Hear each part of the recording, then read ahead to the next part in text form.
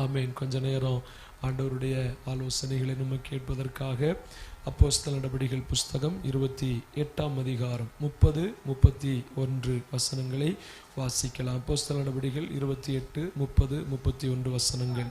பின்பு பவுல் தனக்காக வாடகைக்கு வாங்கியிருந்த வீட்டிலே 2 வருஷம் முழுவதும் தங்கி தன்னிடத்தில் வந்த யாவரையும் ஏற்றுக்கொண்டு மிகுந்த தைரியத்துடனே தடையில்லாமல் தேவனுடைய ராஜ்யத்தை குறித்து பிரசங்கித்து கர்த்தராகிய இயேசு கிறிஸ்துவை பற்றிய விசேஷங்களை உபதேசித்து கொண்டிருந்தார். ஆண்டவருடைய நல்ல பரிசுத்தமுள்ள நாமத்திற்கு மகிமை உண்டாகட்டும். ஆண்டவருக்கு விருப்பமானதும் பிரியமானதும் ஆண்டவர் மிகவும் மிகவும் விரும்பினது எல்லாமே அவரை பற்றிய விசேஷங்களை இந்த பூமியில் இருக்கிற மனுக்குலங்கள் அறிய வேண்டும் என்பது அவருடைய மகாபெரிய ஒரு வாஞ்சையா இருந்தது. எனவே தங்களை குறித்து தாங்கள் முதலாவதாக இந்த உலகத்துக்கு வெளிப்படுத்தினார். வெளிப்படுத்தினதை தங்களுக்குரியவர்களும் தொடர்ந்து வெளிப்படுத்தினார்கள். நாம் இன்றைக்கு தியானிக்க போகிற காரியம் 2 பிரசங்க குறிப்புகள் அதில் இருந்தாலும், ஒன்று கர்த்தராகிய இயேசு கிறிஸ்துவை பற்றிய விசேஷங்கள். சோத்திரம் அல்லேலூயா சொல்லும். அல்லேலூயா. எனக்கு, உங்களுக்கு, நமக்கு எல்லாருக்குமே தேவை என்ன அப்படி என்றால் விசேஷமான காரியங்கள் நமக்கு தேவை. ஆமென்.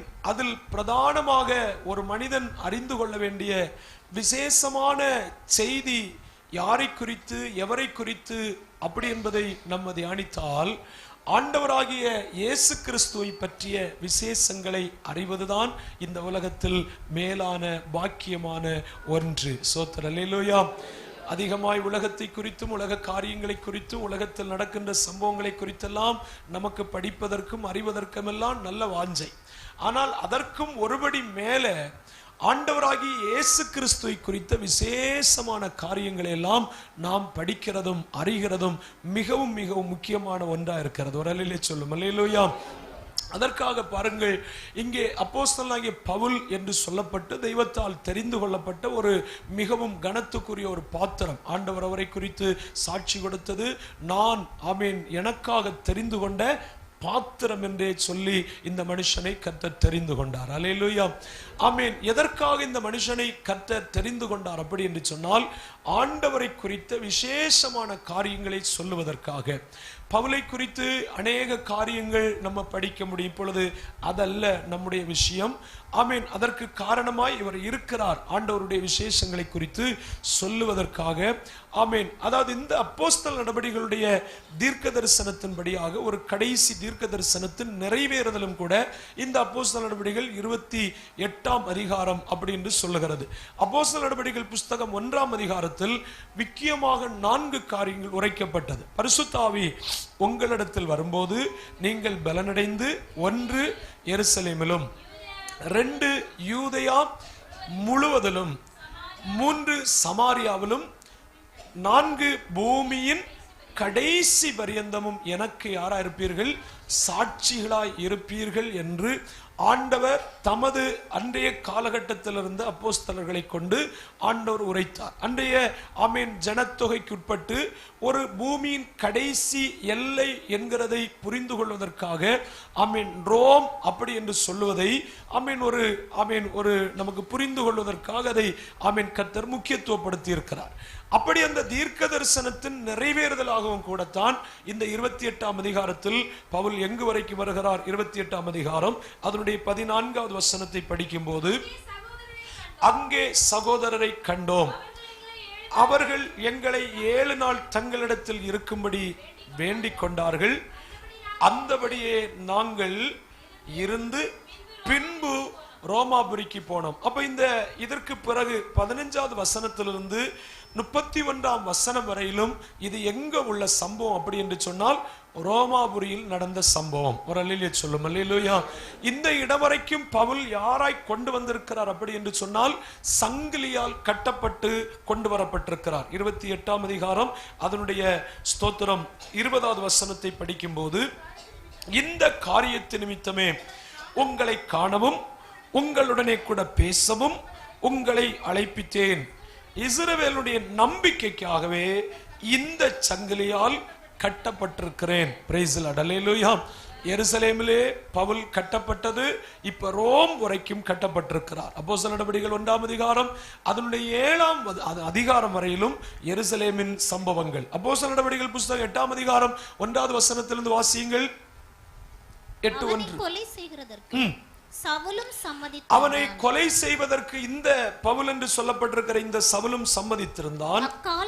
அந்த காலத்தில் எருசலேமில் உள்ள சபைக்கு மிகுந்த துன்பம் உண்டாயிற்று. அப்போஸ்தலர்கள் தவிர மற்ற எல்லாரும் யூதேயா சமாரியா தேசங்களில் சிதறப்பட்டு போனார்கள். அப்போ அப்போஸ்தலர் நடவடிக்கைகள் புத்தகம் 8ஆம் அதிகாரம் 1வது வசனத்திலிருந்து 28ஆம் அதிகாரம் 13வது வசனம் வரையிலும் ஆமென் யூதேயா சமாரியாவில் நடந்த சம்பவங்கள் பதிவு செய்யப்பட்டிருக்கிறது. ஸ்தோத்திரம். அல்லேலூயா. இதற்கிடையில் 13ஆம் அதிகாரத்திலிருந்து தான் ஆமென் உபவாசி அந்தியோக்கியா சபையில் ஜெபித்துக் கொண்டிருக்கும் போது ஆண்டவர் விசேஷமாய் பவுலையும் பர்னபாவையும் என்னுடைய ஊழியத்துக்காய் பிரித்து விடுங்கள் என்று சொல்லி 1ஆம் மிஷனரி பயணம், 2ஆம் மிஷனரி பயணம், 3ஆம் மிஷனரி பயணத்தை குறித்து படிக்கணும்.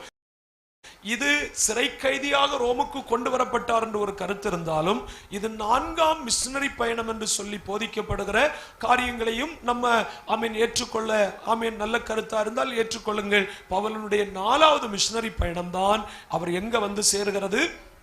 ரோமில் வந்து சேருகிறது. சொல்லுங்க பாப்பா, எங்க வந்து சேர்ந்திருக்கிறார்? சோதரம். இப்ப ரோமாபுரியில் நடந்த சம்பவத்தை குறித்து தியானிக்கிறோம். இப்போ இஸ்ரவேலின் நம்பிக்கைக்காகவே கட்டப்பட்டிருக்கிற பவுல் இப்பொழுது சங்கிலியால் கட்டப்பட்டவராய் ரோமில் வந்து சேர்ந்திருக்கிறார். ரோமில் வந்தபோது தனக்கு ஒரு வாடகை வீடு எடுத்தார். அதனால வாடகை வீட்டில எல்லாம் குடியிருக்கிறதெல்லாம் ஒரு அவமான கேடும் ஒன்றுமே இல்ல. சந்தோஷமா ஒரு அல்லேலூயா சொல்லுங்க. அல்லேலூயா.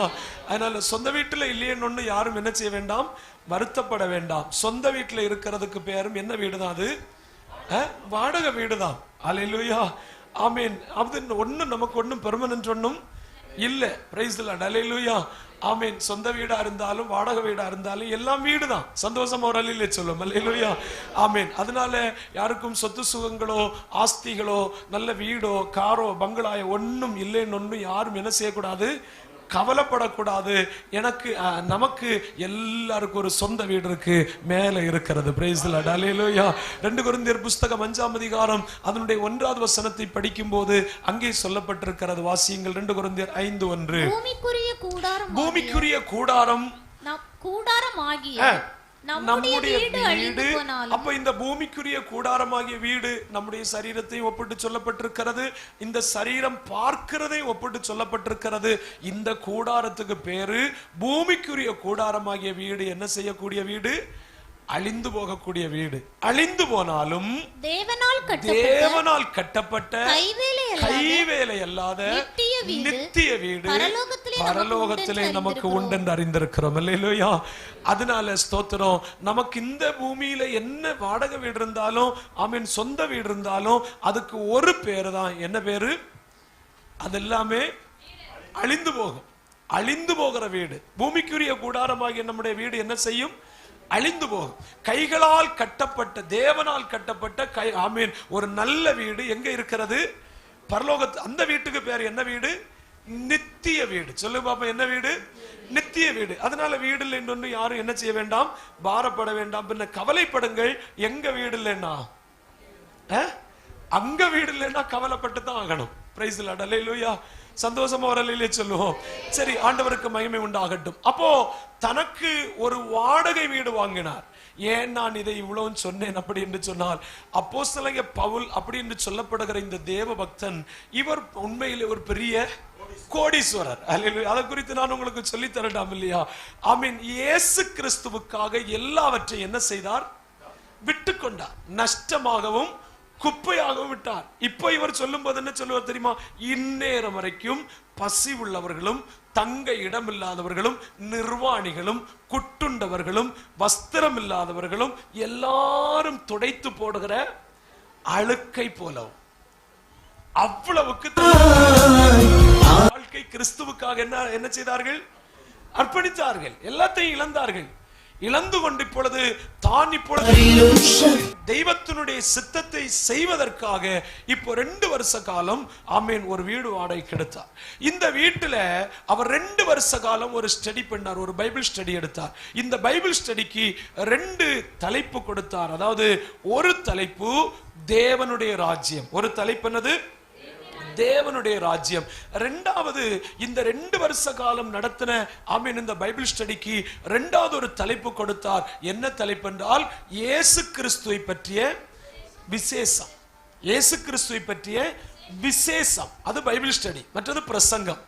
அப்போ இந்த வீட்டுல வருகிறவங்களுக்கு எல்லாருக்கும் 2 வருஷம் ஒரே ஒரு டாபிக்ல தான் பிரசங்கம் பண்ணி இருக்கிறார். என்ன பிரசங்கம்? ஆக நமக்கு ஆமீன் தேவராஜ்யத்தை குறித்து ஒரு நாள் கூட பிரசங்கிக்க பாயிண்ட்ஸே இல்லாத ஒரு காலத்திலேயே இப்ப இருக்கிறோம். அதனாலேயாக்கு நம்ம ஆபிரகாமையும் ஈசாக்கையும் யாக்கோபையும் ஆமீன் சாராளையும் ரெபேக்காளுக்கு பின்னாடி எல்லாம் போகிறதுக்கு காரணம் இவையெல்லாம் பிரசங்கிக்கப்படக்கூடாதுன்றல்ல. ஏன்னா நமக்கு இப்ப என்ன இல்லை, தேவராஜ்யத்தை குறித்து பிரசங்கம் பண்றதுக்கு சந்தோஷம் எல்லாம் போச்சு. அல்ல, நான் உங்களால சொன்னது அப்போஸ்தலர்களே சொன்னேன். 2 வருஷம் ஒரே தலைப்புல பிரசங்கம் பண்ணி இருக்கிறாங்க. என்ன பிரசங்கம்? தேவராஜ்யத்தை குறித்து. இப்ப தேவராஜ்யத்தை குறித்து 2 வருஷம் பிரசங்கம் பண்ணாங்க. நமக்கு கேட்கறதுக்கும் என்ன கிடையாது. அதாவது ஒரு உதாரணத்தை சொல்லி தருகிறேனே, ஒரு நல்ல ஒரு ஆமீன் ஊழிய ஸ்தாபனம், அந்த ஸ்தாபனத்தினுடைய ஒழுங்கு என்ன பெரிய பிரசங்கியாரா இருந்தாலும் 3 வருஷத்துக்கு ஒரு முறை என்ன செய்யணும்? மாறணும். 3 வருஷத்துக்கு மேல என்ன செய்ய மாட்டாங்க, வைக்க மாட்டாங்க. இப்போ இருக்கிறது அந்த ஸ்தாபனங்கள் ஸ்தோத்திரம் 3 வருஷத்துக்கு பிறகு மாற்றிடுவாங்க. அப்போ ஆமீன் எதுக்கு முன்னாடி இருந்த பாஸ்டர் பெரிய சந்தோஷம் ஒன்றும் இல்லை. 3 வருஷம் ஆகிறதுக்காக மக்கள் காத்து கொண்டிருந்தாங்க. இப்போ 3 வருஷம் அவருக்கு பீரியட் முடிஞ்சது. புதிய பாஸ்டர் சார்ஜ் எடுத்தார். புதிய பாஸ்டர் சார்ஜ் எடுத்த போது அவர் ஒரு பிரசங்கம் பண்ணினார். அந்த பிரசங்கம் அன்றைக்கு முதல் நாளில் பண்ணப்பட்ட உடனே சபையில பயங்கர ரிவைவல் உண்டாச்சு, பயங்கர ஆர்ப்பரிப்பு, கைதட்டு. ஆமீன் வந்து சொன்னாங்க 3 வருஷம் ஆச்சு இது போல நாங்க ஒரு பிரசங்கத்தை கேட்டு. சோத்திர அல்லேலூயா ஆமீன். அடுத்த வாரம் பாஸ்டர் பிரசங்கிக்க எழும்பினார். அதே தலைப்பு தான், அதே செய்தி தான், அதே வசனம் தான், ஒரு மாற்றம் இல்லை. 100% ரிவைவர்ல அன்னைக்கு எவ்வளவு சதவீதம் ஆச்சு? 50% ஆச்சு. அப்ப இவர்கள் தங்களை தாங்களே தேற்றி கொண்டார்கள். எப்படி தேற்றினார்கள்னா, வந்து ஒரு வாரம் இல்லையே ஆச்சு, வீடு ஷிஃப்டிங் ஆனது, எல்லாம் ஒழுங்குபடுத்தி எல்லாம் வைக்கிற ஆமீன் நிறைய வேலை உண்டு பாஸ்டருக்கு. ஆமீன் அதனால பாஸ்டருக்கு பைபிள் படிக்க இல்லை, நேரம் இல்லை. அதனால தான் மறுபடியும் இந்த பிரசங்கத்தை பண்ணினார் என்று திருப்திப்படுத்தினார்கள். 3வது வாரம் எதிர்பார்ப்போடு மக்கள் வந்தார்கள். அதே பிரசங்க டாபிக் தான், அதே ஆதார வசனம் தான், அதே பிரசங்க குறிப்பு தான், ஒரு மாற்றமும் இல்லை. இப்ப இருந்த 50% ரிவைவல்ல இப்போ ரிவைவல்ல எவ்வளவு ஆச்சு? 0% ஆச்சு. கைதட்டல்ல, அல்லேலியா சொல்லல, ஆமென் சொல்லல, குளோரி சொல்லல, ஒன்னும் சொல்லல. இப்ப இவங்களுக்கு பதில் இல்லை. என்னடா 3 வாரம்? அப்போ முக்கியமானவர்கள் வந்து கேட்டாங்க. ஃபர்ஸ்ட் நாள் பயங்கர உல்லாசமா இருந்தது, சந்தோஷமா இருந்தது.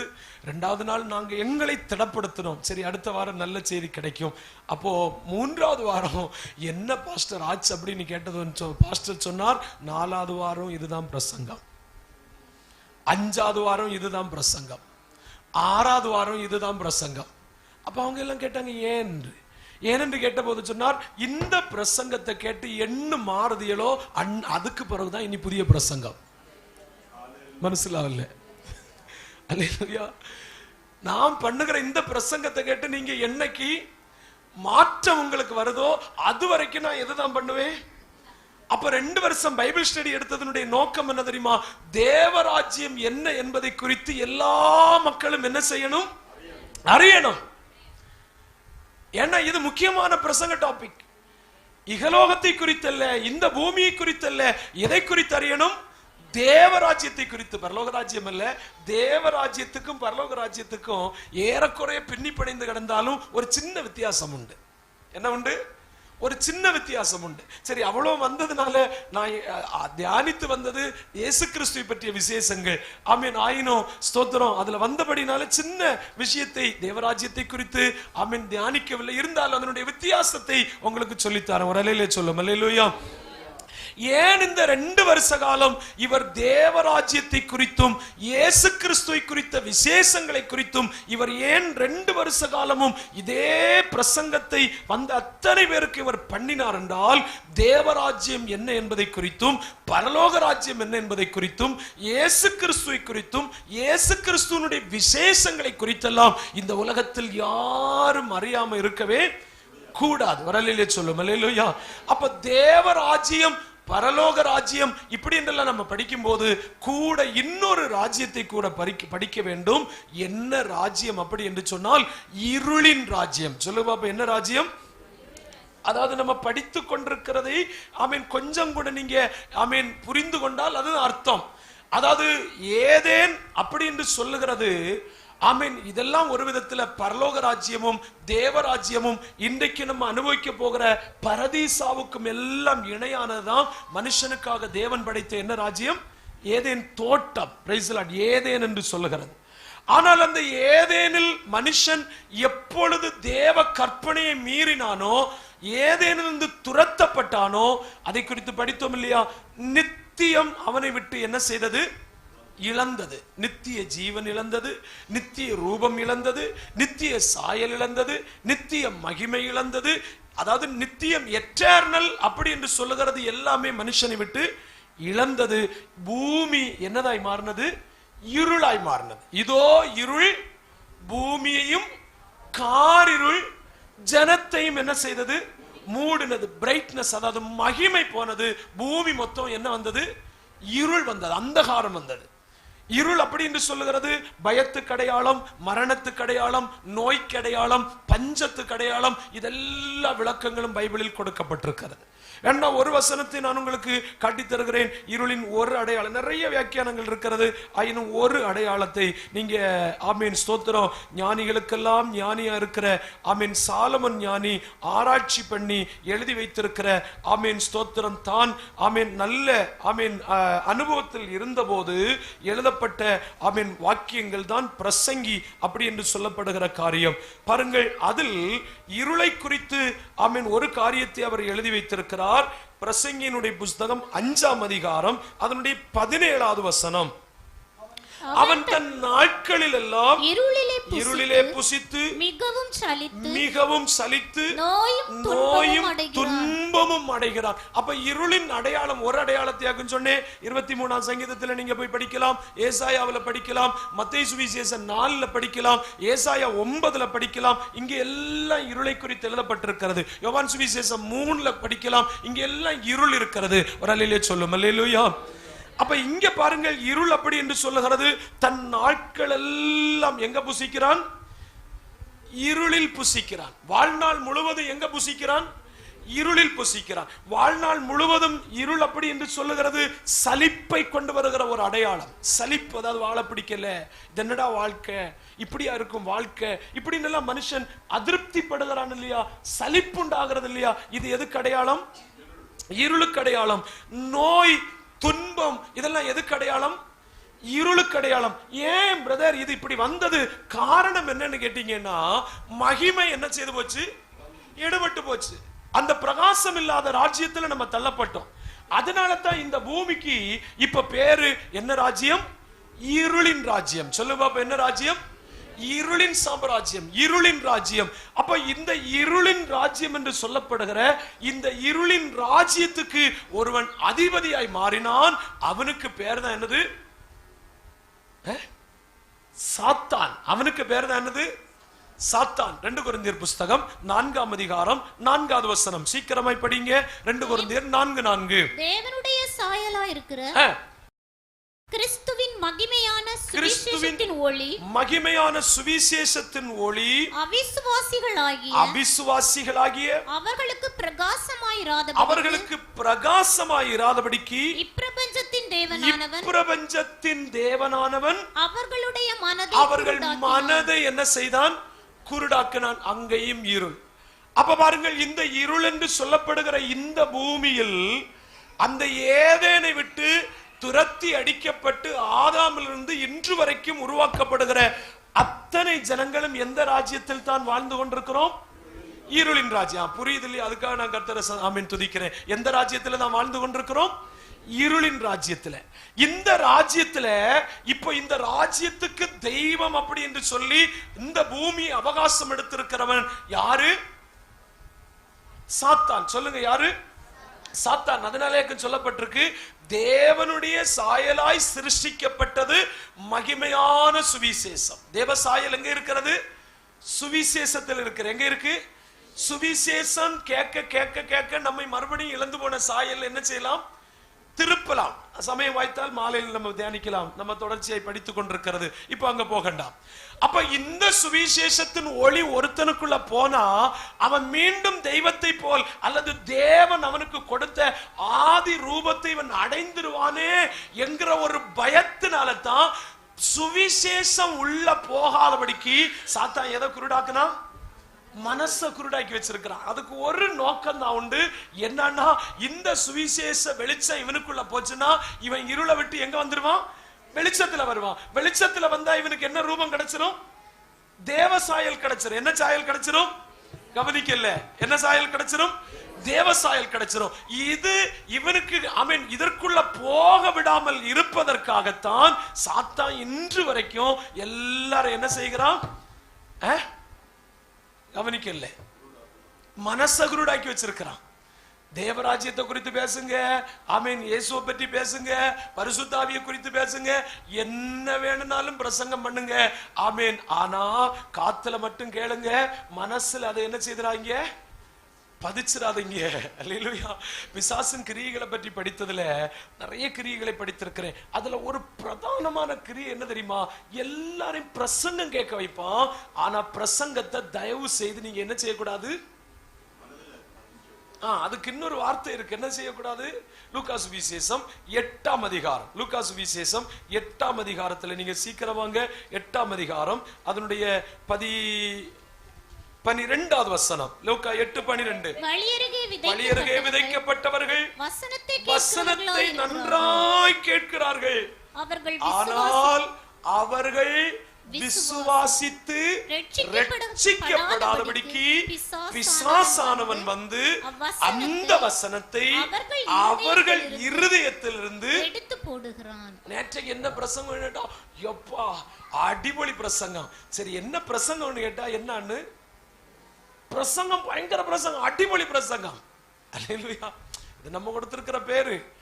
ஏன் இந்த வார்த்தை நமக்கு வாயில வந்துன்னு சொன்னா, ஆதார வசனம் எங்க எடுத்தாரு தெரியாது. ஆமென். விளக்க வசனம் எங்க எடுத்தாரு தெரியாது. ஏன் தெரியும்? நான் அது சொல்றதில்ல, நான் காமனா பேசுறேன், உங்களை யாரையும் வருத்தப்படுத்த பேசுறதில்ல. ஏன் அப்படின்னு கேட்டா, பிரசங்கத்தை நல்லா கேட்டாங்க. சாத்தானுக்கு என்ன பிடிக்கும் தெரியுமா? நீ நல்ல பிரசங்கம் கேளு, அழகா கேளு, ஆனா கேளு, தயவு செய்து அவனுவ சொல்லேத நம்பாத, அவனுவ சொல்லேத விசுவாசிக்காத. விசுவாசித்தா நீ என்ன செய்யப்படுவ? ரட்சிக்கப்படுவ. நீ ரட்சிக்கப்படாமல் இருக்கிறதுக்கு நான் உனக்கு ஒரு நல்ல டியூட்டி பார்த்துட்டே இருக்கிறேன். வசனத்தை என்ன செய்யறேன்? அதனால நேற்று பண்ண பிரசங்கம் என்னன்னு கேட்ட ஒரு வசனம் ஓர்மை இல்லாதது. அல்லேலூயா. யாரும் கையொன்னு வைத்தண்டா. நேற்றைக்கு ராத்திரி கேட்ட பிரசங்கமும் இல்லைன்னா போன ஞாயிற்றுக்கிழமை சபையில கேட்ட பிரசங்கமும் உங்களிடத்துல இல்லைன்னா கூட ஒருத்தன் உண்டுன்னு இயேசு இல்ல, வேற ஒருத்தன் கூட உண்டு. யாரு? திருடே. சொல்லுங்க பாப்பா, யாரு? வசனம் திருடுகிறவன். யாரு? அவனுக்கு பேரு என்னது? திருடன். திருடன் திருடன் திருடவும் கொல்லவும் அழிக்க வருகிறான். யாருக்கு கூட உண்டு? எல்லாருக்கும் கூட இல்ல. வசனம் மறந்ததுண்டையும் உங்க கூட உண்டு. சரி, ஒரு சும்மா ஒரு டெஸ்ட் நடத்தி பார்ப்போம்.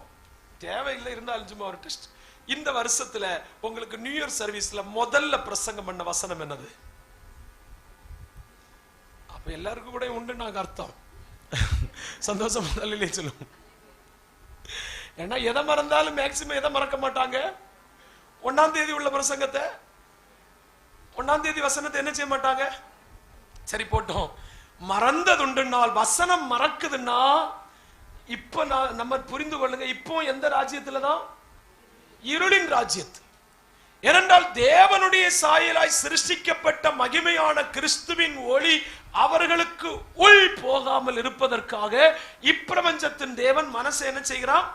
காத்துல கேளு, இருதயத்தில் அதை என்ன செய்யாத, விசுவாசிக்காத. ஏன்னா நீ விசுவாசிச்சேன்னா நீ என்ன செய்யப்படுவாய்? ரட்சிக்கப்படுவ. ரட்சிக்கப்பட்டேன்னா நீ எங்க போய் சேர்ந்துருவ? தேவராஜ்யத்துக்கு போய் சேர்ந்துருவ. நல்லா புரிந்து கொள்ளுங்கள். அல்லேலூயா. சந்தோஷமா ஒரு அல்லேலூயா சொல்லுங்க, மகிழ்ச்சியோட ஒரு அல்லேலூயா சொல்லுங்க. அல்லேலூயா. அப்போ இப்பவும் பாருங்கள், அந்த ஏதேனிலிருந்து மனுஷன் துரத்தப்பட்டதும் மனுஷன் எங்க வந்து சேர்ந்திருக்கிறான்? இருளின் ராஜ்யத்துல வந்து சேர்ந்திருக்கிறான். இப்ப இந்த இருளின் ராஜ்யத்தை விட்டு நல்ல கவனிக்கணும். இந்த உலகத்தில் இருக்கும் போதுதானே, இந்த உலகத்திலிருந்து ஒரு செப்பரேட்டான ஒரு இடத்திற்குள்ள இந்த பூமியில் இருக்கும் போதுதானே ஒரு செப்பரேட்டான ஒரு வாழ்க்கை, ஒரு லைஃபுக்குள்ளால நம்ம வருவதற்கு பேராக்கும் என்னது? தேவராஜ்யத்துக்குள் நுழைவது. எதுக்குள் வருவது? தேவராஜ்யத்துக்கு. ஏனென்றால் ஏற்கனவே தேவனுக்குரியவனாய் இருந்தேன், ஆனால் தேவனுடைய பிரமாணத்தை கீழ்ப்படியாதபடினால் தேவனை விட்டு மனுஷன் என்ன செய்யப்பட்டான்? துரத்தப்பட்டான். நம்ம படித்துக் கொண்டிருக்கிற செய்தி, துரத்தப்பட்டான். மனுஷன் ஏதேனிலிருந்து என்ன செய்யப்பட்டான்? துரத்தப்பட்டான். துரத்தப்பட்ட போது துரத்தப்பட்ட பூமி யார் கைவசமா இருக்கிறது? சாத்தான் கைவசம். நல்லா புரியணும், நீங்க புரியணும். நிறைய ஒண்ணும் பேசணும்னு அவசியம் இல்ல, பேசுறத புரியணும். அது அவ்வளவுதான் எனக்கு சந்தோஷம். ஒரு அல்லேலூயா சொல்லுங்க. அல்லேலூயா. துரத்தப்பட்ட போது எந்த பூமியில வந்தோம்? இருளின் பூமியில. எந்த ராஜ்யத்தில்? இருளின் ராஜ்யத்தில். இந்த இருளின் ராஜ்யத்துல வந்தபோது இந்த இருள் நம்மை ஆளத் தொடங்குகிறது. எதை ஆளத் தொடங்குகிறது? இருள். தெளிவு. இயேசு உலகத்தில் வந்த போதே அவரிடத்துல போய் சொல்லுகிறான், ஏனென்றால் இந்த பூமியில் இருக்கிற எல்லாம் யார் கைவசம்? எனக்கு சொந்தம். அப்ப இந்த இருள்ல இன்னைக்கு நம்ம படுகிற வியாதி, நம்ம படுகிற கஷ்டம், நம்ம படுகிற வருத்தம், இதெல்லாம் எதனால் தான்? அதான் ஆதார வசனம் காட்டி தந்தா இல்ல, வாழ்நாள் முழுவதும் எங்கே புசிக்கிறான்? இருளில புசிக்கிறான். இருளிலே புசித்து, இருளிலே சலித்து, இருளிலே வேதனைப்பட்டு, துன்பத்தை அனுபவித்து, இருளிலே மடிந்து போகிறானா. அப்ப அந்த இருளிலே போவது தேவத்துக்கு பிரியம் இல்லாம, இந்த இருளின் ராஜ்யத்திலிருந்து நம்மளை எங்க கொண்டு போகணும்? தேவராஜ்யத்துக்கு. ஃபர்ஸ்ட் நம்ம என்றாகிறது தேவராஜ்யத்துக்குள்ள. அதுக்காகத்தான் இயேசு இந்த உலகத்துல வந்தார். எதுக்கு? 1 யோவான் நிருப புஸ்தகம் 3ஆம் அதிகாரம் 8வது வசனம். சீக்கிரம் படிங்க. 1 யோவான் 3:8. பாவம் செய்கிறவன் அவன் பக்கா யாரா இருந்தால் அவன் யாரால் தான் செய்வானாம்? அவன் பிசாசனால தான் செய்வான். ஏனென்றால் அவனுக்கு குணமாக்கும், அவனுக்கு சுபாவமாக்கும். அவன் ஆதி முதல் அவன் ஏதேன்ல இருந்தே அவன் தவறு செஞ்சவன், பாவம் செஞ்சவன்.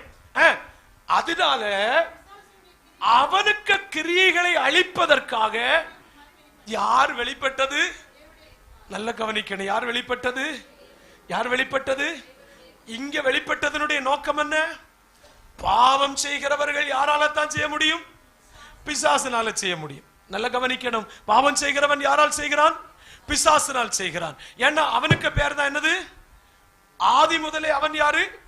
அவன் பாவம் செய்கிறவன். ஆதி முதலே என்ன செய்கிறவன்? பாவம் செய்கிறவன். பாவம் செய்கிறதுனால் இன்றும் ஒரு மனுஷனை பாவியாக்கி கொண்டிருக்கிறபடினால் தேவன் இப்பொழுது அவனுடைய கிரியையை அழிக்கும்படி எங்க வர வேண்டியது இருந்தது? இந்த பூமிக்கு வர வேண்டியது இருந்தது. வந்ததில் ஒரு நோக்கம். நேற்றைக்கு ஒரு நோக்கத்தை சொன்னேன். பிரதானமான நோக்கம் இழந்து போனதை தேடவும் ரட்சிக்கும். அதுல இன்னொரு நோக்கமாக்கும். ஆமீன். அதாவது பிசாசின் கிரியைகளை அழிக்கும்படி வந்தார். இன்னொரு நோக்கம் 1 தீமோத்தேயு 1:15 சொல்லப்பட்டிருக்கு, பாவிகளை ரட்சிப்பதற்காய் கிறிஸ்து இயேசு உலகத்தில். அப்ப இயேசு கிறிஸ்து இந்த உலகத்தில் வந்ததற்கு நிறைய பிரதானமான நோக்கம் உண்டு. அதுல ஒரு நோக்கத்துக்கு பேராக்கும் பிசாசின் கிரியைகளை அழிக்கும்படி. எல்லாரும் சொல்லுங்க பாப்போம், என்னதுக்கு வந்தார்? ஏன்னா அவன் இப்போது என்ன செய்கிறான்? இப்போ என்ன செய்கிறான்? கிரியை செய்கிறான். இப்போ என்ன செய்கிறான்? இப்போ கிரியை செய்கிறான். எபேசியர் நிருப புஸ்தகம் அதனுடைய 2ஆம் அதிகாரம் 3வது வசனம். சீக்கிரமாய் படித்து பாருங்கள். எபேசியர் 2ஆம் அதிகாரம் 3வது வசனம். அவர்களுக்குள்ளே நாம் எல்லாரும் முற்காலத்திலே நமது மாம்ச இச்சையின்படியே நடந்து நமது மாம்சமும் மனசும் விரும்பினவைகளை. எபேசியர் 2:2 இருந்தே படிங்க.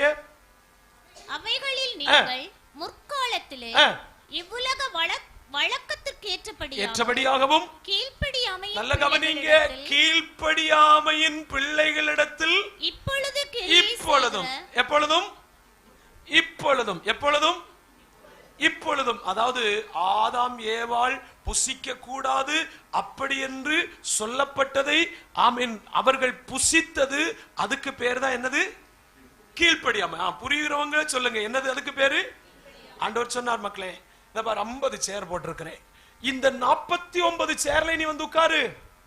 புரியும்படியா சொல்றேன், 50 சேர் போட்டிருக்கிறப்பா, இந்த 49 சேர்ல உட்காரு, ஏறு, சாடு, விளையாடு, அடிச்சு நொறுக்கு, என்ன வேண்டாலும் பண்ணிக்க.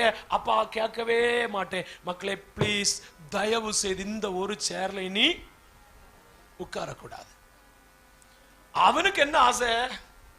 அந்த ஒரு சேர்ல தான் உட்காரணும். அல்லேலூயா. சந்தோஷமா ஒரு அல்லேலூயா சொல்லுங்க, மகிழ்ச்சியோட ஒரு அல்லேலூயா சொல்லுங்க. ஒரு எஜமான் ஒரு வேலைக்காரனை கூப்பிட்டாராம். கூப்பிட்டு சொன்னாராம், இத பாரு நான் வெளியூருக்கு போறேன், நல்லா கவனிக்கணும், வெளியூருக்கு போறேன்னு சொல்லிட்டு சொன்னாராம், வீட்டுக்குள்ள போ, எனக்கு பெட்ரூம்ல போ, டைனிங் ஹால்ல போ, கிச்சன்ல போ, என்ன வேணாலும் அனுபவி, எதை வேணாலும் செய், இங்க வா இங்க வா இப்படின்னு சொல்லிட்டு கூப்பிட்டு ஒரு சின்ன ஒரு ஆமீன் ஒரு கூண்டு போல ஒண்ணு இப்படி இருந்துச்சான். ஆமீன் இப்படி இப்படி ஒரு ரெடியூஸ் போல ஒரு வடிவத்தில் இருந்து சொன்ன, தயவு செய்து பிளீஸ் இதை மட்டும் நீ என்ன செய்யறது? தொடருது. இதை மட்டும் நீ தொடருது, இந்த வீட்டுல என்ன வேணாலும் அனுபவிச்சுக்க அப்படின்னு சொல்லிட்டு அவர் போனாராம். 3 நாள் தாண்டி ஃபர்ஸ்ட் வந்து பார்த்தது என்னது? இந்த கூண்டு. இதை தொட்டிருக்கான். சோத்திரம். இப்ப பாருங்க, இந்த வீடை மொத்தம் அனுபவிக்கும் போதும் இவனுக்கு மனசெல்லாம் எங்க? எதுக்கு மேல? எதுக்கு மேல? இந்த கூண்டுக்கு மேல எல்லாம் அனுபவிக்க. இந்த ஒரு கொச்சு சாதனத்தையும் தொடர்ந்து எடுக்கிறதுன்னு சொன்னாரு. அப்படி இதுல என்ன இருக்கு? அவர் என்ன காண போறார்? சிசிடிவி எல்லாம் இப்ப இல்லையா வந்தது? அண்ணன் சிசிடிவி ஒண்ணும் இல்லை இல்லையா? என்ன செய்தானா தெரியுமா? இவன் பையன் இந்த கூண்டை எழுப்பணும் ஷிகோன்னு சொல்லிட்டு ஒரு குருவி அதுக்குள்ள பறந்து போச்சான். அந்த விட்டு போனா மூடி வச்சான். மூடி வச்சுட்டாங்க. இப்ப என்னது? ஜன்னி வந்தது போல வரையல. சாதனம் என்ன செய்துச்சு? பறந்து போச்சு. இதை நீ எங்க போய் பிடிக்க? நேர வந்து எஜமான் இதை திறந்து பார்த்தாராம். திறந்து பார்த்தா சாதனம் இல்லை. அவனை திரும்பி பார்த்தாராம். போ வெளியில, இறங்கு வெளியில. டே, இந்த வீட்டுல என்ன உனக்கு நான் விளக்குனேன்? எது நீ அனுபவிக்க கூடாதுன்னு உனக்கு நான் விலக்கி வைத்தேன்? புசிச்சுக்க, படுத்துக்க, குளிச்சுக்க, குடிச்சுக்க எல்லாம் தந்தேனே. தொடக்கூடாது என்று சொன்னதை ஏன் நீ? ஏறக்குறைய இந்த கேட்டகரியிலாக்கும் அவியல விடுங்க. எது செய்யக்கூடாதுன்னு சொல்றாரோ அதை சரி. நீங்க நீதிமான்கள் ஆதாம் ஏவாள் இல்லையா? அவியல்கிட்ட போவோம். Praise Lord. சந்தோஷமா ஒரு அல்லேலூயா சொல்லு. அல்லேலூயா. இதை சொன்ன ஒரே ஒரு காரணத்தை அவன் மீறினபடினால் அவனை தேவன் தோட்டத்தை விட்டு என்ன செய்து விட்டார்? துரத்தி விட்டார்.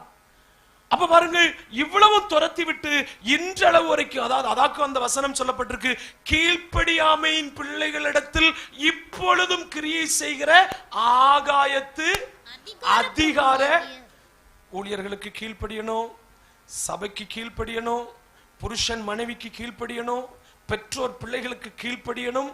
எல்லாரும் ஒருவருக்கொருவர் என்ன செய்யுங்கள்? கீழ்ப்படியும். வேலைக்காரர்கள் எஜமான்களுக்கு ஆமீன் கீழ்ப்படியணும். எஜமான்கள் வேலைக்காரர்களை தயவாய் நடத்தணும். எல்லாம் எத்தனை விதமான கீழ்ப்படிதல் இருக்கு தெரியுமா? பலியிலும் மேலானது கீழ்ப்படிதல். கீழ்ப்படிதல் தான் மேல்படிக்கு முதல் படி. கீழ்ப்படிய கீழ்ப்படிய கீழ்ப்படிய கர்த்தர் நம்மளை ஒவ்வொரு படியில ஏற்படுத்தி விட்டுட்டே. அதனால் தயவு செய்து கீழ்ப்படியுங்க. ஒரு மனுஷன் ஒருவருக்கொருவர் கீழ்ப்படியாத ஒரு குணம் இருக்கிறது என்றால் அது இப்பொழுதும் யாரால் நடத்தப்படுகிறது? அதுக்கு மூல காரணி யாரு? சாத்தான். இப்பொழுதும் கீழ்ப்படியாமையின் பிள்ளைகளிடத்தில் கிரியை நடப்பிக்கிற ஆகாயத்து அதிகார பிரபுவின் ஆவிக்கு ஏற்றபடியாய் நடந்து கொண்டீர்களே. அதனால கீழ்ப்படியணும். அவங்க சொல்றது செய்ய முடியாட்டியும் கீழ்ப்படியணும். Praise the Lord. அல்லேலூயா. கீழ்ப்படிதல் ரொம்ப ஆசீர்வாதம், மேலான ஒன்று. நான் நினைக்கிறேன் இது ஒரு காரியமும் ஏதேன்ல கடைபிடிக்கப்பட்டிருந்தா நமக்கு இமேஜினேஷன் பண்ண முடியாது. நான் சும்மா சொல்றேன், இந்த மாதிரி ஒரு சூழ்நிலை வந்திருக்காது. வந்திருக்குமா? ஏன்னா தேவத்திட்ட என்ன தெரியுமா, அவர் ஒருவனை அல்லவா படைத்தார், ஆவி அவரிடத்தில் பரிபூரணமா இருந்ததே, பின்ன ஏன் ஒருவனை படைச்சார்? 900 கோடி மனுஷரை பார்த்தும் ஆமீன் இப்படி ஊதுன சுவாசத்துல 900 கோடி பேரை உருவாக்க முடியும் ஆண்டவரால். ஆனால் அதை செய்யல, ஒருவனை படைத்தார். ஆவி 900 கோடி பேரை படைக்கக்கூடிய ஆவி ஸ்பிரிட் அவரிடத்துல இருக்கிறது. அப்படியானால் பின்ன ஏன் ஒருவனை படைத்தார் என்றால், அவருடைய திட்டம் என்னன்னா எல்லாரும் யூனிஃபார்மா படைக்கணும், எல்லாரையும் ஒண்ணு போல வைக்கணும். ஆதாமுக்கு தேவசாயல்னா எல்லாருக்கும் என்ன இருக்கணும்? தேவசாயல். ஆதாம் தேவனால் உண்டாக்கப்பட்டவனானால் ஆதாமிலிருந்து வருகிற எல்லாம் தெய்வத்தால் உண்டாக்கப்பட்ட, இப்படி ஒரு நீண்ட பார்வையின் தொலைதூரமான தரிசனத்தோடு படைத்த போது ஒரு கீழ்ப்படியாமையினால், அப்ப என்னையும் உங்களையும் குறித்து வைத்திருக்கிற தரிசனம் எல்லாம் தகர்வது எப்போ தெரியுமா? கீழ்ப்படியாமை. முரண்டு பிடிக்க கூடாது.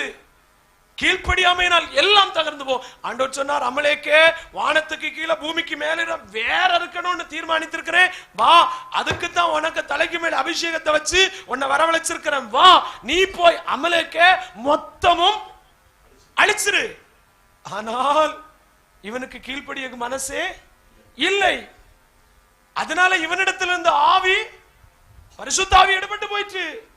அவனுக்கு சவுல், பழைய ஏற்பாட்டு சவுல், ராஜாவாகிய சவுல், சவுலுக்கு வண்டி ஓட்டுன டிரைவர் பின்னாடி யாரு? பரிசுத்த ஆவி இல்ல, பொல்லாத ஆவி, அசுத்த ஆவி.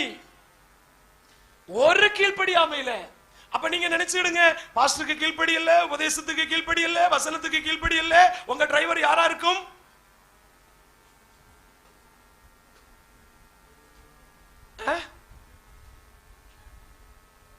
சங்கடம் வந்து போச்சு. நல்லா சோதிச்சு பாருங்க, இயேசு கிறிஸ்து உங்களுக்குள் இருக்கிறாரா என்று சோதிக்கணுமா? அல்லேலூயா. ஆமா, இயேசப்பா கூட இருப்பாருன்னு சொல்லிட்டு ஒரு நாள் பிரயாணம் போனாங்களாம். போய் பார்த்த பிறகு இயேசுவை காணவில்லை. இயேசு இல்ல. அவங்க நினைச்சதெல்லாம் யார் கூட உண்டுன்னு? இயேசு கூட உண்டுன்னு. இயேசு எருசலேமில் இருந்து விட்டார். அவங்க நேர வீட்டுக்கு கிளம்பி போயிட்டாங்க. அப்பாவுக்கு அம்மாவுக்கு என்ன தெரியுமா? இயேசு கூட. நம்ம பாடேன் அப்படிதான், இயேசு கூட வருவார், எல்லா வித அற்புதம் செய்வார், தானானா தன்ன தானானா. கொஞ்சம் சோதிச்சு பாருங்க, கூட உண்டான்னு. சந்தோஷம் எல்லாம் போச்சு. சீக்கிரமா காட்டித்தாரேன். 1 சாமுவேல் புஸ்தகம் 15ஆம் அதிகாரம். ஆமென். வசனத்தில் அங்க போகண்டான்னு நினைத்தேன், இருந்தாலும் நீங்க அதை குறித்து ஒன்னும் அபிப்பிராயம் சொல்லாதனால உங்களுக்கு சொல்லி தந்தாகணும் அல்லவா. 1 சாமுவேல் புஸ்தகம் 15ஆம் அதிகாரம் 22, 23. கர்த்தருடைய சத்தத்துக்கு கீழ்ப்படுகிறதை பார்க்கலும் சர்வாங்க தகனங்களும் பலிகளும் கர்த்தருக்கு பிரியமா இருக்குமோ? பலியை பார்க்கலும் கீழ்ப்படிதலும் ஆட்டுக்கடாக்களின் நினத்தை பார்க்கலும் செவி கொடுக்கிறதல்லவா உத்தமம். ரெண்டகம் பண்ணுதல் பிலிசூனிய பாவத்திற்கும், முரட்டாட்டம் பண்ணுதல் அவபக்திக்கும், விக்கிரகாராதனைக்கும் சரியா இருக்கிறது. நீர் கர்த்தருடைய வார்த்தையை புறக்கணித்தபடியா, கவனிங்க, கர்த்தருடைய வார்த்தையை புறக்கணித்தபடியினால் அவர் உம்மை ராஜாவாயிராதபடிக்கு என்ன செய்தார்? இந்த வார்த்தை வெளிப்படும் போது வருஷம் எத்தனை? ஆமென். 1 சாமுவேல் புஸ்தகம் அதனுடைய 13ஆம் அதிகாரம் 1வது வசனத்தை படியுங்கள். சவுல் ராஜ்யபாரம் பண்ணி 1 வருஷம் ஆயிற்று.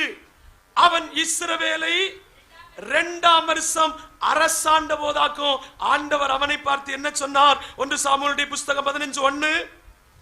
சவுலை நோக்கி இஸ்ரவேலாகிய தம்முடைய ஜனங்கள் மேல் உம்மை ராஜாவாக அபிஷேகம் பண்ணுகிறதற்கு கர்த்தர் என்னை அனுப்பினாரே. இப்பொழுதும் கர்த்தருடைய வார்த்தை கேளும். என்னவென்றால், எகிப்திலிருந்து வந்தபோது அவர்களுக்கு வழிமறித்த செய்தியை எங்க வச்சிருக்கிறேன்? என் மனசுல வச்சிருக்கிறேன். இனி உள்ளது நான் சொல்றேன். அதனால நீ போய் அமலேங்க முழுசா என்ன செய்? மடங்கடிச்சு அழிச்சிரு, அவ்வளவு போதும். 15ஆம் அதிகாரம் 9வது வசனத்தை படிங்க. ஆகாகையும் ஆடு மாடுகளில் முதல் தரமானவைகளையும் 2ஆம் தரமானவைகளையும் ஆட்டுக்குட்டிகளில் நலமானவைகளையும் அழித்து போட இவனுக்கு என்ன வரல? ஆண்டவர் சொன்னார், எப்பா இந்த செய்தியை மனசுல வச்சிருக்கு, எனக்கு காயம் உண்டாக்குன செய்தி. ஏன்னா ஒரு காரணமும் இல்ல. இஸ்ரவேலர்கள் பயணப்பட்டு ரெவிதீமில், யாத்திராமம் 17 உள்ள செய்தி, அங்க போக வேண்டாம். ரெவிதீமில் வந்து பாளையம் இறங்கின போது ஒரு காரணமும் இல்லாமல் இஸ்ரவேலுக்கு விரோதமாய் யார் யுத்தத்துக்கு வந்தது? அமலேக்கு யுத்தத்துக்கு வந்தான். அமலேக்கு யுத்தத்துக்கு வந்தது மட்டுமல்ல, அமலேக்கினுடைய நிறைய குணங்கள் பைபிள் எழுதப்பட்டிருக்கிறது. ஆமேன். இந்த அமலேக்கு அன்றிலிருந்து இன்று வரைக்கும் என் ஜனத்துக்கு விரோதமாய் எழும்புகிறபடினால் ஒன்ன நான் ராஜாவாய் அபிஷேகம் பண்ணி இருக்கிறேன். நீ போய் அமலேக்க மொத்தத்தில் என்ன செய்யணும்? அழிக்கணும். சொல்லுங்க பாப்பா, என்ன செய்யணும்? அழிக்கணும், உயிரோடு வைக்க கூடாது. ஆனா அழி என்று சொல்லுகிறதை அழிக்கிறதுக்கு சிலருக்கு என்ன இல்ல? மனசு இல்ல. என் பிரதர் இப்படி, அது எனக்கு மனசு இல்ல. என் பிரதர் இப்படி, நீங்க அது எனக்கு மனசு இல்ல. ஏன் மனம் திரும்பாம இருக்கிறீங்க? எனக்கு மனசு இல்ல. ஏன் கூட்டத்துக்கு வரல? எனக்கு மனசு இல்ல. ஏன் பைபிள் படிக்கல? எனக்கு மனசு இல்ல. ஏன் ஜெபிக்கல? ஏன் மனசு இல்ல. மனசு இல்லாதபடினால இதை செய்தா என்ன நடந்துச்சு? 1 சாமுவேல் புஸ்தகம் 15ஆம் அதிகாரம் அதனுடைய ஸ்தோத்திரம் 11வது வசனம். நான் சவுலை ராஜாவாக்குனதற்கு எனக்கு என்ன வந்துச்சு? அவன் இந்த காரியத்தை செய்கிறதற்கு மனசு இல்லாதபடினால் தேவனுக்கு என்ன உண்டாயிற்று? அப்ப தேவன் நமக்கு செய்ய சொல்லுகிற காரியம் நம்ம செய்யாதனால தேவனுக்கு என்ன உண்டாகும்? மனஸ்தாபம் உண்டாகும். தேவனுக்கு மட்டுமல்ல, வேற யாருக்கு மனஸ்தாபம் உண்டாகுதான்? 1 சாமுவேல் புஸ்தகம் 15ஆம் அதிகாரம் 35வது வசனம்.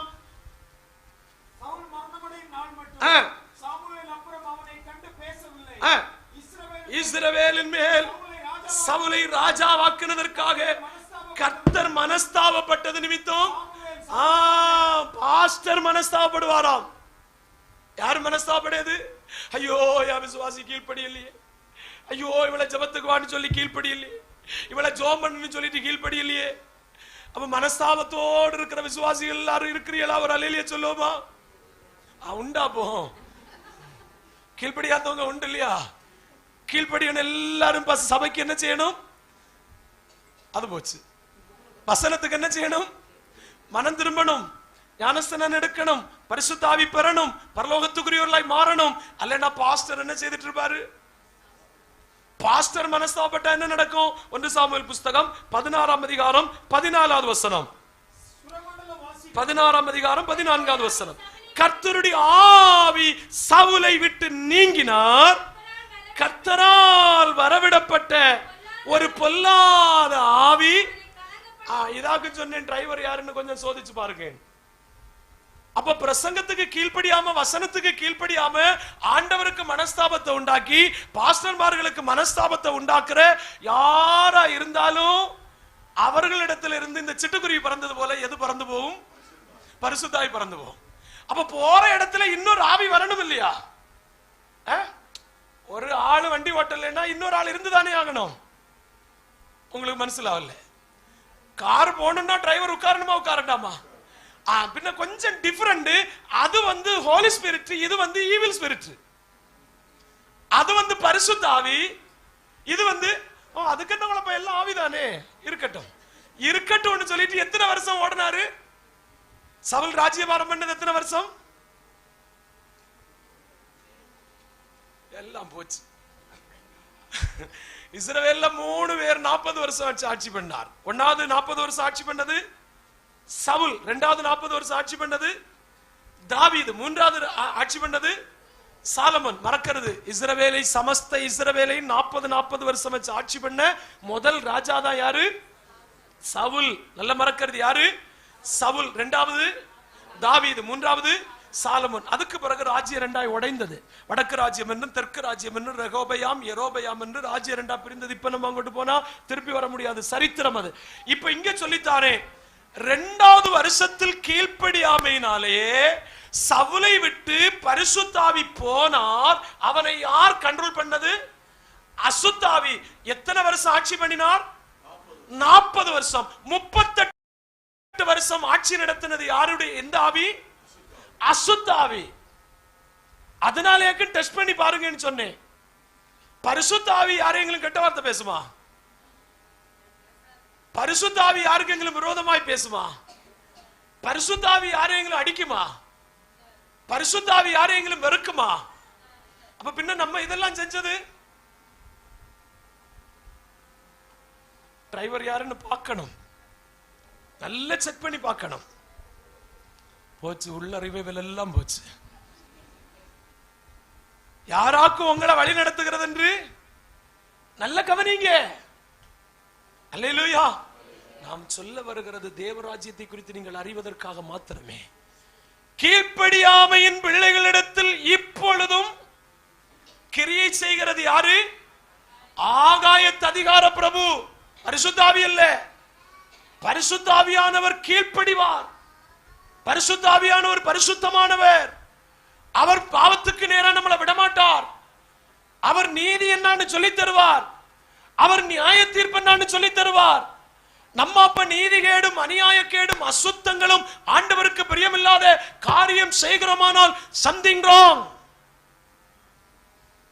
அடிக்கடி இந்த மனுஷன் கோபப்படுறாரே, அடிக்கடி இவருடைய முகரூபம் மாறுகிறதே, அடிக்கடி இவர் கெட்ட வார்த்தையில திட்டுகிறாரே, அடிக்கடி இவருக்குள்ள ஒரு வைராக்கியத்தின் ஆவி போராடுதே. எதனால்? எந்த ஆவி கண்ட்ரோல் பண்ணது? அப்ப உலகம் அதனாலேயாக்கும் வேதத்துல பேர் கொடுக்கப்பட்டிருக்கு. உலகம் யாருக்குள்ள கிடக்குது? பொல்லாங்கன். அதை ஆளுகிறது இப்பிரபஞ்சத்தின் தேவன், இந்த உலகத்தின் அதிபதி. அப்ப இயேசு வந்ததனுடைய நோக்கம் இந்த கிரியையை என்ன செய்யணும்? அழிக்கணும். புரிஞ்சுதா விஷயம்? இப்பொழுதும் கிரியை செய்து கொண்டிருக்கிற இந்த கிரியை என்ன செய்யணும்? அழிக்கணும். ஏன்னா அழிக்காம தேவராஜ்யம் அவர்களுக்குள்ள என்ன செய்ய முடியாது? வராது. இப்ப இயேசு வந்ததனுடைய நோக்கம் தேவராஜ்யம் ஸ்தாபிக்க, தேவனுடைய ராஜ்யத்தை எனக்குள்ள கொண்டு வர. ஆனால் இந்த உலகத்தின் அதிபதியாகிய பிசாசானவன் மொத்தத்தை கான்ட்ராக்ட் எடுத்திருக்கிறான். அத்தனை பேரையும் தனக்கு சொந்தப்படுத்தி எல்லாம் எனக்கு தான், எல்லாம் எனக்கு தான், என்ன நமஸ்கரி, என்ன துதி, என்ன சேவி, நான் சொல்லியதை கேளு, மேல இருந்து கீழே சாடு, அப்படி இப்படின்னு எல்லாம் சொல்லி உலகத்தை நாசப்படுத்துகிறான். மொத்த உலகமும் யாருக்கிட்ட இருக்கான்? வெளிப்படுத்தல் விசேஷம் 12ஆம் அதிகாரம் 9வது வசனம் வாசித்து பாருங்கள். வெளிப்படுத்தல் 12:9. உலகம் அனைத்தையும் மோசம் போக்குகிற பிசாசு என்றும் சாத்தான் என்றும் சொல்லப்பட்ட ஏதேனில் வெளிப்பட்ட பழைய பாம்பாகிய பெரிய வலு சர்ப்பம் எங்கேண்டு மோசம் போக்குச்சாம்? அங்க பழைய பாம்பு ஏதேன் தோட்டத்தில் இருந்தே உலகத்தை என்ன செய்துச்சாம்? மோசம் போக்குச்சாம். அப்ப இன்றும் மோசம் போக்கி கொண்டிருக்கிறது. இந்த மோசம் போக்குகிற கிரியைகளை அழிக்க வேண்டும் என்கிற நோக்கத்தோடு தான் யார் உலகத்தில் வந்தது? இயேசு வந்தார். வந்ததுனால அவர் என்ன செய்தார்? ஆமென். அப்போஸ்தலர் நடபடிகள் புத்தகம் 10ஆம் அதிகாரம் 38வது வசனம் சீக்கிரம் படிங்க. அப்போஸ்தலர் 10:38. நசரேயனாகிய இயேசுவை, இயேசு கிறிஸ்துவை தேவன் பரிசுத்த ஆவியினாலும் வல்லமையினாலும் அபிஷேகம் பண்ணினார். தேவன் அவருடனே கூட இருந்தார். அவர் நன்மை செய்கிறவராயும் பிசாசின் வல்லமையில் அகப்பட்டிருக்கிற எல்லாரையும் குணமாக்குறவராய். அப்ப இயேசு வந்ததும் அவருக்கு டியூட்டி என்ன தெரியுமா? இப்படியே சுற்றி திரிதல். எப்படி? கவனிங்க. என்ன செய்தல்? கிராமங்கள், பட்டணங்கள், வீடுகள், தெருக்கள் தோறும் சுற்றி திரிதல். இந்த சுற்றி திரிதலுக்கு ஒரே ஒரு நோக்கம் தான். என்ன நோக்கம் தெரியுமா? பிசாசின் கிரியைகளை அழிக்கணும்.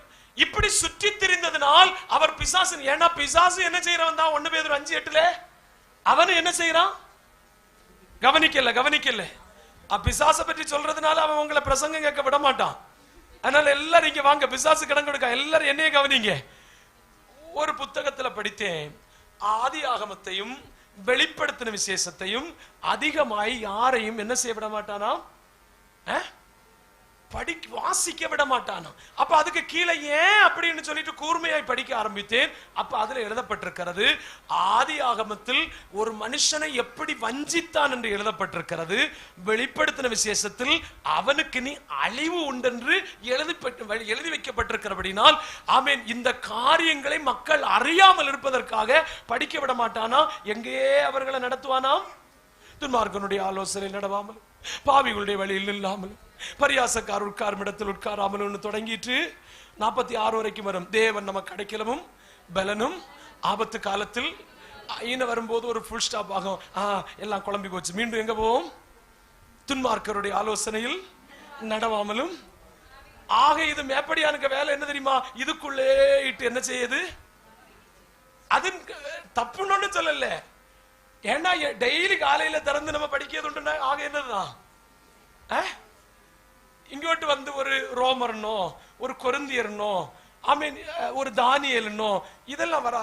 அதெல்லாம் அது இந்த எலும்பு போலத்த சாதனம், கடிச்சா உடையாது. மற்றதெல்லாம் ஐஸ்கிரீம் போலத்தது, வாரி வாயில வச்சாலே கரைஞ்சு. உண்மைதானா? சந்தோஷமா ஒரு அலையிலே சொல்லுவா. கவனிங்க. இப்ப இந்த சுற்றினதனுடைய நோக்கம் மத்தேயு எழுதின சுவிசேஷம் 12ஆம் அதிகாரம் 28வது வசனம். சீக்கிரம் படிங்க. மத்தேயு 12:28. சீக்கிரமாய். நான் தேவனுடைய ஆவியினால், நல்ல கவனிங்க, நல்ல கவனிங்க, நான் தேவனுடைய ஆவியினால் பிசாசுகளை துரத்துகிறபடினால் தேவனுடைய ராஜ்யம் உங்களிடத்தில் வந்திருக்கிறதே. என்ன வந்தது? இப்ப கவனிங்க. ஒரு வசனத்தை கூட நான் சொல்லும் போது சொல்லிட்டு விளக்கி தாரேன். கொலோசியர் நிருப புஸ்தகத்துல பாருங்கள். கொலோசியர் நிருப புஸ்தகம் 1ஆம் அதிகாரம். கொலோசியர் நிருப புஸ்தகம் அதனுடைய 1ஆம் அதிகாரம், பிரைஸ் தி லார்ட், அதனுடைய 13வது வசனம். இருளின் அதிகாரத்திலிருந்து நம்மை விடுதலையாக்கி தமது அன்பின் குமாரனுடைய ராஜ்யத்திற்கு உட்படுத்தினவருமா இருக்கிற பிதாவை ஸ்தோத்திரிக்கிறேன். 2 ராஜ்யம் இருக்கு. எத்தனை ராஜ்யம்? 2 ராஜ்யம். ஒரு ராஜ்யத்துக்கு பேர் என்னது? இருளின் ராஜ்யம். இன்னொரு ராஜ்யத்துக்கு பேர் என்னது? அன்பின் குமாரனுடைய ராஜ்யம். அல்லேலூயா. இப்ப இயேசு இந்த உலகத்துல வந்ததனுடைய நோக்கத்தை பாருங்க. பவுல் எடுத்திருக்கிற ஒரு பிரசங்க டாபிக்கை புரிய வைக்கிறதுக்காக நான் இவ்வளவு சொல்லிட்டு இருக்கிறது. கவனிங்க. இயேசு கிறிஸ்துவை பற்றிய விசேஷத்தை தியானிக்கணும். அதாவது 2 வருஷ காலம் எதை குறித்தே பேசினாராம்? தேவராஜ்யத்தை குறித்து, பரலோகத்தை குறித்து அல்ல. எதை குறித்து? தேவராஜ்யத்தை குறித்து நீங்களும் நானும் நன்றாய் புரியணும். ஏன் புரியணும்னா, ஆமென், தேவனுடைய ராஜ்யத்துக்கு இணையாயிருந்த மனுஷனோடு கூட உலாவிக் கொண்டிருந்த தேவன் மனுஷனோடு கூட உலாவிக் கொண்டிருந்த பாக்கியத்தை இழந்து மனுஷன் எந்த ராஜ்யத்துல வந்தான்? இருளின் ராஜ்யம். புரியுதா? எந்த ராஜ்யத்துல வந்தான்? இருளின் ராஜ்யம். இருளின் ராஜ்யத்துல வந்தபோது இருள் என்ன செய்ய ஆரம்பித்தது? ஆளுகை செய்ய ஆரம்பித்தது. எது ஆளுகை செய்ய ஆரம்பித்தது? இருள். இருள் என்றால் யாரு? பிசாசு. சத்தமா சொல்லுங்க. இருள் என்றால் யாரு? இன்னும் எல்லாரும் சொல்லுங்க. அவன் வெட்கப்படட்டும். யாரு? பிசாசுடா, நீதான். பிரைஸ் தி லார்ட், ஹல்லேலூயா. அவன் வெட்கப்படணும். பிரைஸ் தி லார்ட், ஹல்லேலூயா. அவன் ஆளுகை செய்ய தொடங்கினான். இயேசு வந்தது யாரை அழிக்க? அவனுடைய கிரியை அழிக்க. அதுக்காக அபிஷேகம் பெற்றுட்டு நன்மை செய்கிற இயேசு இப்படி நடந்து வரும்போது ஒருத்தனை பார்த்து சொல்லுகிறார், இயேசுவின் நாமத்துல பாவலியே. இப்படி ஒருத்தனை இல்ல, எல்லார்ட்டையும் சொன்னார். சொன்னதுனால என்ன நடந்தது? நான் தேவனுடைய ஆவியினால் எதை துரத்துகிறேன்? பிசாசை துரத்தினேன். பிசாசை ஏன் துரத்தினார் அப்படி என்று கேட்டால், பிசாசு ஒரு மனுஷனிருந்து துரத்தப்படும் போதுதான் அவனுக்குள்ள எந்த ராஜ்யம் நுழையும்? தேவராஜ்யம் நுழையும். பிரைஸ் தி லார்ட், ஹல்லேலூயா. அதனாலயாக்கு எல்லாரும் தேவராஜ்யத்தை குறித்து அறிவு வேணும்னு சொல்றது. தேவராஜ்யத்துல ஆமென், அது புசிப்பும் குடிப்பும் அல்ல, அது நீதியும் சமாதானமும் பரிசுத்த ஆவியினால் உண்டாயிருக்கிற சந்தோஷம் மட்டும். அதை தாண்டி பரிசுத்த ஆவியானுடைய கிரியை என்னில் வெளிப்படாம இன்னும் ஏதாவது தவறானது வெளிப்படுமே ஆனால் கவனிக்கணும், எந்த ராஜ்யம் உள்ள ஸ்தாபிக்கப்பட்டிருக்கின்ற இந்த சத்தியத்தை சொல்லிக் கொடுக்கத்தான் 2 வருஷம் பேசினார் தேவராஜ்யத்தை குறித்து. ஏன்னா சாத்தான் ஒரு முறை துரத்துனா போறவே இல்லை. அல்லேலூயா. எக்ஸாம்பிள் சொல்லித்தாரேன், சும்மா உதாரணத்துக்கு சொல்லித்தாரேன். இந்த வீட்டுல நான் வாழ்ந்து கொண்டிருக்கிறேன் வச்சுக்கிடுங்க. உதாரணத்துக்கு சொல்லித்தாரேன். இந்த வீட்டுல வாழ்ந்து கொண்டிருக்கிறேன். திடீரென்று பாஸ்டர் ஒரு அதிகார பத்திரத்தோடு வாரார். நான் சொல்றேன், என் வீடு, என்ன நினைக்கிறீங்க? அப்ப இவர் சொல்ற, இறங்கடா வெளியில. நான் சொல்றேன், இல்ல முடியாது. அவர் சொல்ற, இறங்கடா வெளியில. நான் சொல்றேன், முடியாது. அப்ப அவர் என்கிட்ட ஒரு அதிகார பத்திரத்தை எடுத்து காட்டுற, பாரு, நான் கீழ்ப்படி இல்ல. அதிகாரிகள் வந்து என்ன செய்தாங்க? வெளியில இறக்கி விட்டாங்க. வெளியில இறக்கி விட்டாங்க. நான் வெளியே நிக்கிறேன். நான் வெளியில நின்னுட்டு எனக்கு நீ முடியாது. ஏன்னா அதிகாரப்பூர்வமா இப்ப அவர் என்ன செய்திருக்கிறாரு? வீட்டுக்குள்ள ஏறி இருக்கிறார். அல்லேலூயா. கவனிங்க, கொஞ்சம் கவனிங்க. வீட்டுக்குள்ள யார் இருக்கிறாரு? இப்ப நான் என்ன செய்வேன் தெரியுமா? இங்கிருந்து கொஞ்ச நேரம் இப்படி எல்லாம் நடந்து இப்படி எல்லாம் யோசிச்சு மார்த்தாண்ட வரைக்கும் போனேன்னு வச்சுக்கிடுங்க. மார்த்தாண்ட வரைக்கும் போன எனக்கு மனசெல்லாம் எங்க கிடக்கு? என் வீடு, என் வீடு, என் வீடு. ஐயோ, நான் இல்லையா இங்க இருந்தேன், நான் இல்லையா இங்க இருந்தேன், இறக்கி விட்டுட்டாங்களே, இறக்கி விட்டுட்டாங்களே, இறக்கி விட்டுட்டாங்களேன்னு சொல்லிட்டு இவன் என்ன செய்யறான்?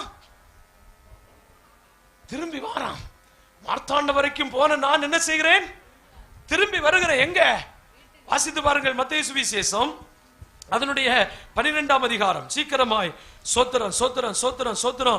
12ஆம் அதிகாரத்தினுடைய ஆமென் பிரைஸ் தி லார்ட். 12ஆம் அதிகாரம் 28 தானே படிச்சோம் இல்லையா? 12ஆம் அதிகாரம் அதனுடைய 43வது வசனம்.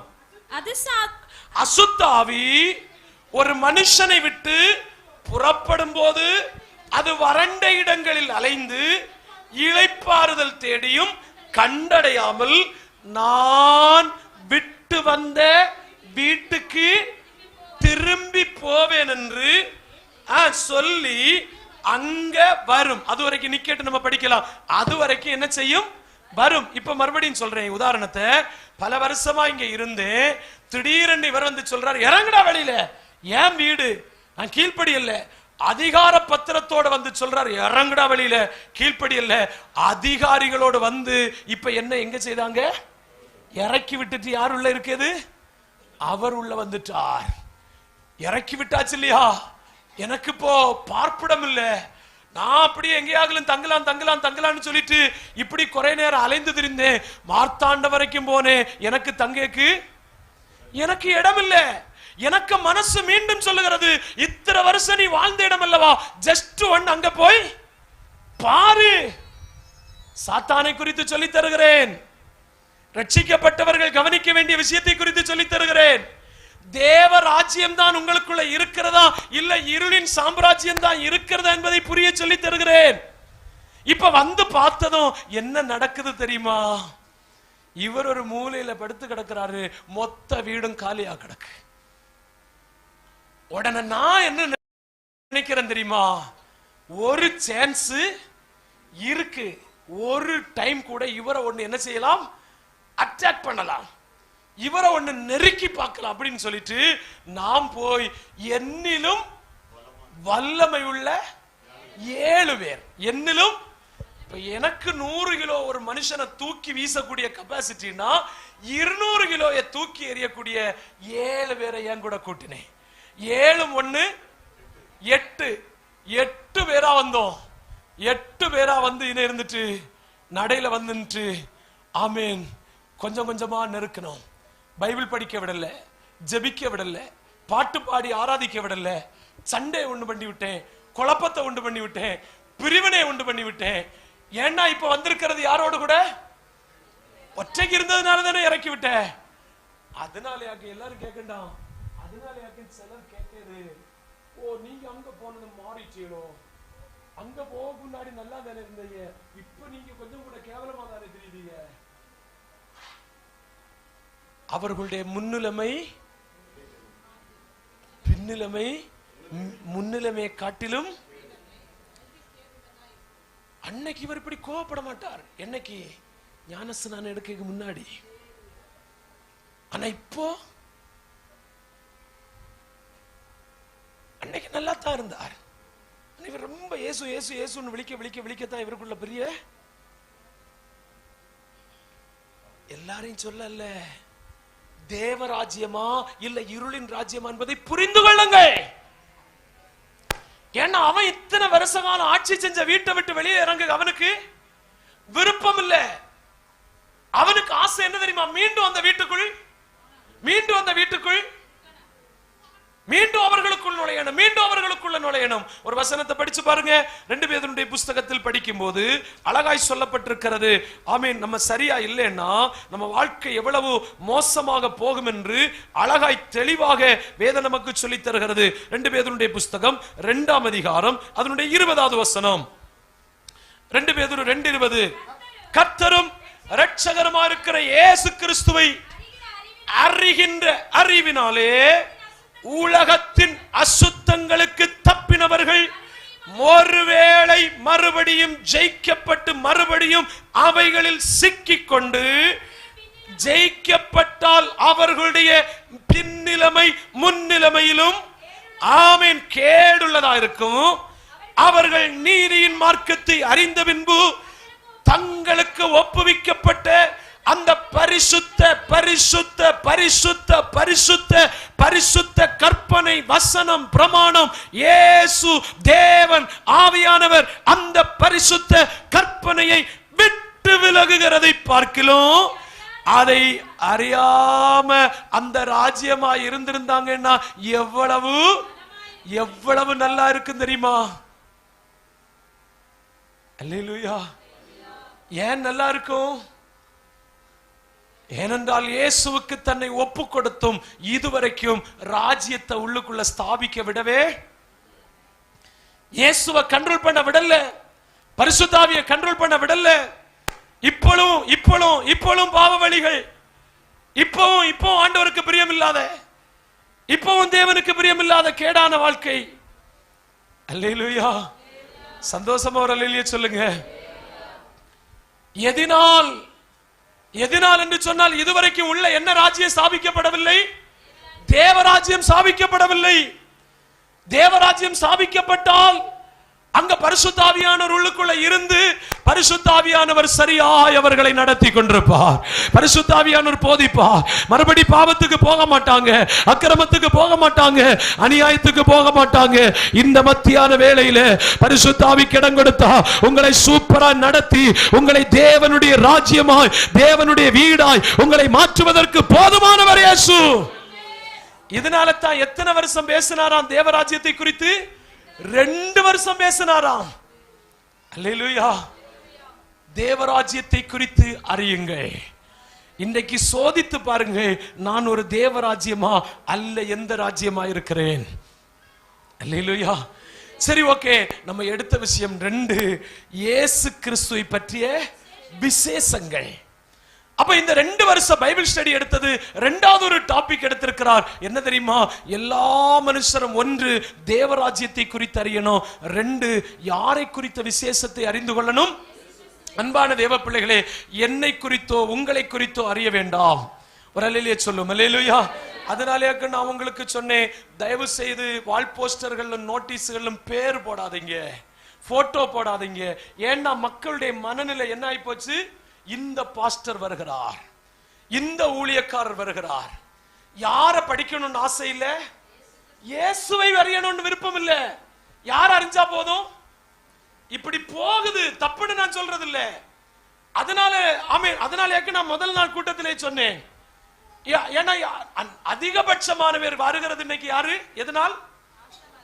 உண்மையை சொல்றேன். நீங்க நம்பினாலும் சரி நம்பாட்டியும் சரி, பேர் பார்க்க மாட்டாங்க, இடம் பார்க்க மாட்டாங்க, ஊர் பார்க்க மாட்டாங்க, உலகம் பார்க்க மாட்டாங்க. எங்கேயோ டிராவல் பண்ணி நிற்கும் போது ஒரு பெரிய என்ன தெரியும்? போஸ்டர் தெரியும், போட்டோ தெரியும். ஓ, இவர் வரார். என்ன நஷ்டப்படுத்தியார்கள் இந்த கூட்டத்தில் போனும்? யாரை பார்க்க? அதனால தான் சொன்னேன், காரணம் இல்லாம சொல்லல. மேல கிடக்கிற இயேசுவை பாருங்க. மேல காலம் நிறைவேறிட்டு, தேவனுடைய ராஜ்யம் சமீபமாயிற்று, மனம் திரும்பி சுவிசேஷத்தை விசுவாசிங்கள் போடப்பட்டிருக்கிறத நான் என்ன வாங்கிட்டு வரணும் கண்டுபிடிக்கணும்னா அது வச்சு பார்த்தாதான் எது தெரியும்? வசனம் தெரியும். ஆனா பாஸ்டருக்கு வேறு ஒண்ணு வேண்டாம். 1 கிலோமீட்டருக்கு அப்புறத்துல நின்னா, 3 கிலோமீட்டருக்கு அப்புறத்துல நின்னா போட்டோ தவறு நடக்குது. ஸ்நாபக யோவான் போன்றவர்கள் சொன்னார்கள், ஆண்டவரே நீர் பெருகும், நாங்க என்ன செய்யறோம்? இப்ப என்ன நடக்குது? நாங்க பெருகிறோம், நீர் சின்னதா இருந்தா போதும், மேல ஒரு ஒத்திரி போல. அதுவும் அவன் பிரஸ்காரன் போன் பண்ணி கேட்பான், வசனம் போட கொஞ்சம் இடம் பிடிக்குது, பின்ன அதை எடுத்துருங்க. அதனால இப்ப நிறைய வால்போஸ்டர்ல என்ன இல்ல? இயேசுவே இல்ல, வசனம் இல்லை. சந்தோஷம் எல்லாம் போச்சு. ஆதியிலே வார்த்தை இருந்தது, அந்த வார்த்தை தேவனிடத்தில் இருந்த அந்த வார்த்தை. அப்ப மேல கிடக்கிறது யாருக்கு இடம்? தேவனுக்கு இடம். இப்ப யாருக்கு இல்ல? அவருக்கு இடம் இல்ல, அவரை கட் பண்ணி எங்க தூக்கியாச்சு. தூக்கிட்டு பாஸ்டருக்கு பேர ஒரு வியூ. எனக்கு தெரியும் ரிவைவல் எல்லாம் போவோம். அல்லேலூயா. யாரு சிறுகியாச்சு? போ யாரு பெருகியாச்சு? ஒரு கன்வென்ஷன் கூட்டம் நடந்ததாம். 4 நாட்கள் செய்தி. ஒரு நாள் செய்தி முடித்ததும், ஹாஹா என்ன பாஸ்டர், எங்கண்டையா இவரை கண்டுபிடிச்சீங்க, எங்கேயா மறைஞ்சு கிடந்தார், எவ்வளவு பெரிய பாஸ்டர். 2ஆம் நாள் செய்தி, என்ன சூப்பர் பிரசங்கம், இதுபோல ஒரு பிரசங்கத்தை நாங்க இதுவரைக்கும் எப்பப்பா. 3வது நாள் செய்தி, ஆமீன், என்னடா இது, இதுபோல் நாங்கள் இதுவரையிலும் கண்டதே இல்லை. 4வது நாள் பிரசங்கத்தில் என்ன ரிசல்ட் தெரியுமா? இவ்வளவு பெரிய இயேசுவா. 3 நாளும் யார் உயர்த்தப்பட்டது? ஒரு நாளாகலும் கிறிஸ்து உயர்த்தப்பட்டாரே. அப்ப ஏனென்றால் இன்றைய செய்திகளில், இன்றைய பிரசங்கங்களில் இயேசு கிறிஸ்துவை பற்றிய விசேஷங்கள் என்ன செய்கிறது? குறைந்தது என்று சொல்லி தருகிறோம். அதனால் தயவு செய்து யாருடைய செய்தியை விசேஷமாய் அறிய விரும்புங்கள். இயேசு. இயேசு யார்? இயேசு எப்படிப்பட்டவர்? இயேசு எதற்காக வந்தார்? இயேசுவினுடைய குணம் என்ன? இயேசுவின் ரூபம் என்ன? இயேசுவின் சாயல் என்ன? இயேசுவின் சுபாவம் என்ன? இயேசு என்றால் என்ன? இயேசு என்ற பெயரின் அர்த்தம் என்ன? எல்லாம் இயேசு. அல்லேலூயா. அப்ப பாருங்கள், 2 வருஷம் பைபிள் ஸ்டடி எடுத்தவர் எதை குறித்து மாத்திரமே பிரசங்கம் பண்ணி இருக்கிறார்? இயேசுவை பற்றி. நான் தந்த நேரத்தில் முடிக்க விரும்புகிறேன். Praise the Lord. ஆமென். ஒன்று, நிறைய விசேஷம் இருக்கு, சிம்பிளானதை சொல்லிவிடுகிறேன். நான் தியானித்து வந்து இந்த செய்தி தான் தேவராஜ்யத்தை குறித்து ஏதோ தேவ சித்தம் பேசிவிட்டேன். ஒரு அல்லேலூயா சொல்லும். அல்லேலூயா. இயேசு கிறிஸ்துவின் விசேஷம் என்ன? 1 பேதுருடைய புஸ்தகம் 2ஆம் அதிகாரம் 21, யோவான் எழுதின சுவிசேஷத்தின் புஸ்தகம் 13ஆம் அதிகாரம். ஆமென். வாசிங்க. 1 பேதுரு, இதற்காகவே நீங்கள் அழைக்கப்பட்டும் இருக்கிறீர்கள், ஏனெனில் கிறிஸ்துவும் உங்களுக்காக, நமக்காக, எனக்காக பாடுபட்டு நீங்கள் தம்முடைய அடிச்சுவடுகளை தொடர்ந்து வரும்படி உங்களுக்கு மாதிரியை பின்வைத்து போனார். யோவான் சுவிசேஷம் 13:15 வாசியுங்கள்.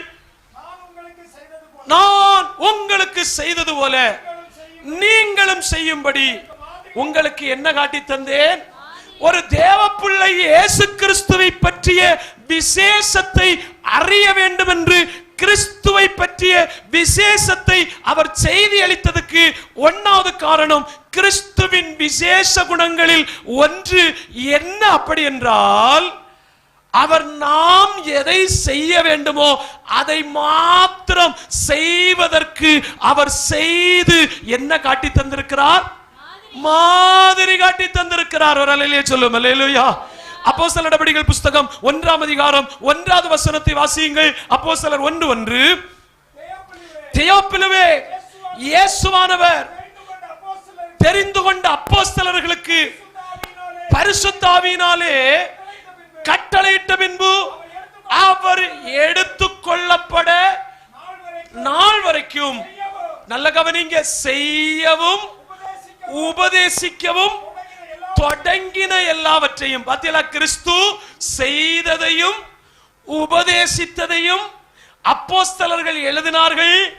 ஆமென். எதற்காக எழுதினார்கள் என்றால், இயேசு செய்யாததையும் சொல்லாததையும் பைபிள் எழுதவில்லை.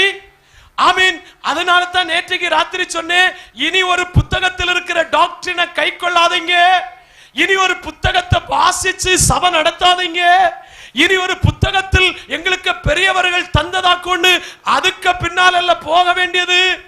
ஏனென்றால் இயேசு செய்யவும் உபதேசிக்கவும் தொடங்கினதை குறித்து ஃபர்ஸ்ட் பிரபந்தம் லூக்கா எழுதி இருக்கிறேன், இப்ப அப்போஸ்தலர் நடபடிகளை எழுதுகிறேன் என்று அவர் சொல்லுகிறார். ஏன் இயேசு கிறிஸ்துவின் விசேஷத்தை அறியணும்னு கேட்டா, சபையில் இன்றைக்கு நடக்கிற ஆமென் அநேக காரியம் யார் காட்டி தராத்தது? சொல்லுங்க. இயேசு கிறிஸ்து. நான் சொன்னது புரியல. இயேசு கிறிஸ்துவின் விசேஷத்தில் ஒன்று, நாம் செய்வதற்காக செய்ய வேண்டியவைகளை அவர் என்ன காட்டி தந்தார்? மாதிரி காட்டி தந்தார். உதாரணம் சொல்லி தருகிறேன். ஒருவேளை அங்க நியாயப்பிரமாணம் கொடுத்தது போல புதிய ஏற்பாட்டிலையும் அவரே வராதபடிக்கு ஞானஸ்நானம் எடுக்கணும்னு சொல்லி இருந்தால் நான் என்ன செய்ய மாட்டேன்? சொல்லுங்க. அதன்படி செய்ய மாட்டேன். அதனால வந்து கலிலியாவை விட்டு எங்க வந்தார்? யோர்தான்ல வந்து தண்ணிக்குள்ள இறங்கி முங்கி காட்டி தந்தார், மாதிரி காட்டி தந்தார். இப்படி செய். ஞானஸ்நானம் என்னது? இப்படி காட்டி தந்த பிறகும், இயேசு செய்து காட்டி தந்த பிறகும் சபை என்ன செய்யல? ஏற்றுக்கொள்ளவில்லை. சபை அங்கீகரிக்கவில்லை. உதாரணம் சொல்லுகிறேன்.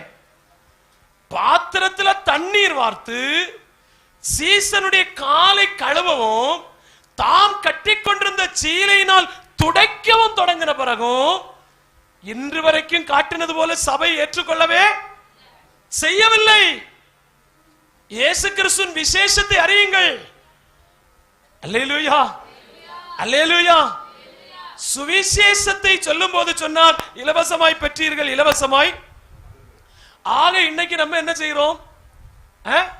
ஒரு தாத்தாயும் கூட்டிட்டு போய் உள்ள வீடெல்லாம் கொடுப்பதற்கு பதிலாய் மாதிரி காட்டி தந்ததை செய்யவில்லை. அல்லேலூயா. சத்தியத்தை சொல்லி தருகிறேன். ஏற்றுக்கொள்ள மனதானால் ஏற்றுக்கொள்ளுங்க. எதுக்கு இங்கோட்டு வந்தாருன்னா, மகனே மகளே, ஒருவேளை நீ செய்வதற்கு உனக்கு தெரியாது, தெரியாததை நீ செய்வதற்கா நான் உனக்கு என்ன செய்றேன்? காட்டி தருகிறேன். இப்படி செய், இப்படி செய், இப்படி செய். அப்ப இந்த 2 வருஷம் பைபிள் ஸ்டடியில ஆண்டவருடைய விசேஷத்தை, இயேசு கிறிஸ்துவை பற்றிய விசேஷத்தை வெளிப்படுத்தினது எதற்கு? எதற்கப்படி என்றால், ஒன்று அவருடைய விசேஷம், நான் எதையாகிலும் செய்தால் அதை பரலோகம் அங்கீகரிக்க வேண்டும். அல்லேலூயா. பரலோகம் அங்கீகரிக்காத ஒரு துரும்ப கூட நான் என்ன செய்யக்கூடாது? செய்யக்கூடாது. அதாக்கும் அப்போஸ்தலர்கள் எழுதினார்கள், செய்யவும் உபதேசிக்கவும் தொடங்கினதை மட்டும்தான் நாங்க என்ன செய்தோம்? எழுதி வைத்தோம். அப்ப காட்டி தந்ததை எழுதி இருக்கிறார்கள். இந்த எழுதி வைத்த பிறகு கூட இன்றைக்கும் நாம் செய்கிறதற்கு தவறி கொண்டிருக்கிறோம். அல்லேலூயா.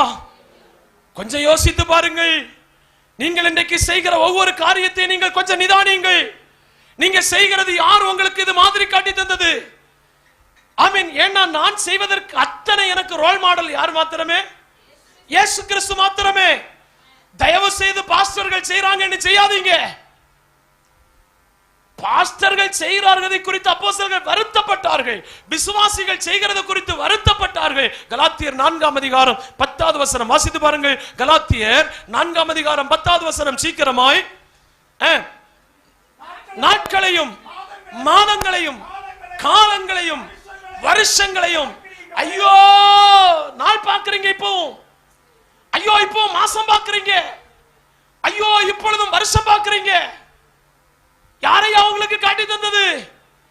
நாட்களையும் மாதங்களையும் காலங்களையும் வருஷங்களையும் பார்க்கிறீர்களே. நான் உங்களுக்காக பிரயாசப்பட்டது வீணாய் போயிற்றோ என்று உங்களை குறித்து நான் பயந்திருக்கிறேன். ஐயோ, இவர் ஊழியர்னு சொல்லுகிறார், இவரும் கிறிஸ்டல் நாட்காட்டியில பார்த்து நிக்கிறாரு.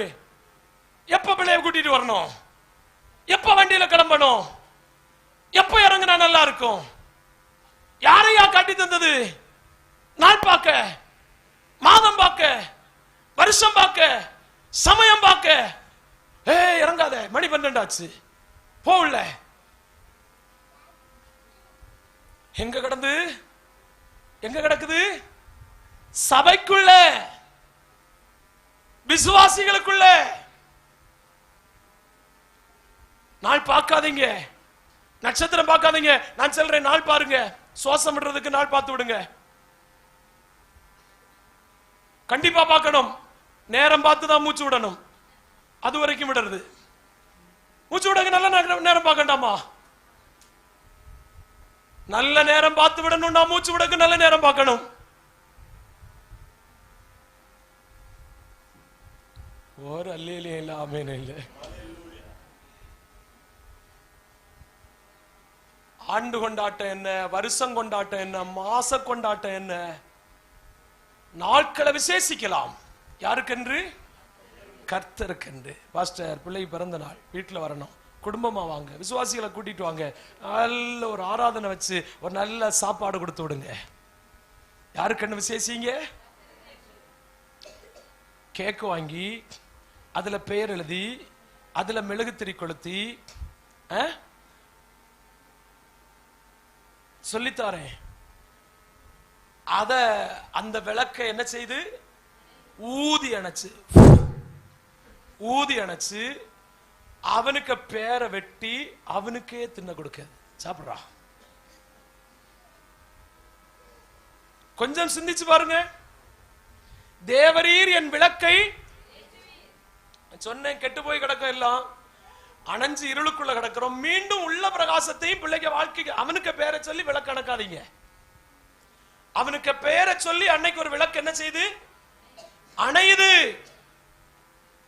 தாவீது போன்றவர்கள் வாழ்க்கையில கஷ்டம் வந்த போது கெஞ்சினாங்க. யோபு போன்றவர்கள் வாழ்க்கையில கஷ்டம் வந்த போது சொன்னாங்க, ஐயோ அன்றைக்கு என் தீபம் தலையின் மேல் எரிந்து கொண்டிருந்தது, அவர் அருளின வெளிச்சத்தால் நான் இருளை கடந்து சென்றேன். இங்க என்னன்னா உள்ள வெளிச்சத்தையும் அணைச்சு அந்த நல்ல பிள்ளைக்கு பேரு தேவ சமூகத்துல கையில கொடுத்து பிரதிஷ்டை பண்ண அந்த பேரை உங்க கை வச்சே நீங்க வெட்டி அந்த வெட்டின துண்டை எடுத்து அவன் வாயில குத்தி தின்னுடா, அழுதாலும் விட மாட்டோம், தின்னு. எங்க போகுது?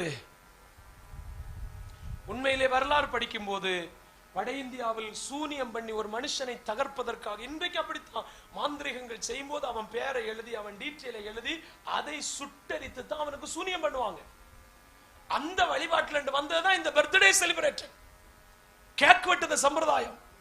இது இன்னைக்கு எங்கேயும் கொண்டு வச்சு வெட்டணும், பிரசங்க பீடத்திலையும் இங்க வச்சாக்கும் கூடி மொத்த சபை நின்று ஊதி அணைக்கியது.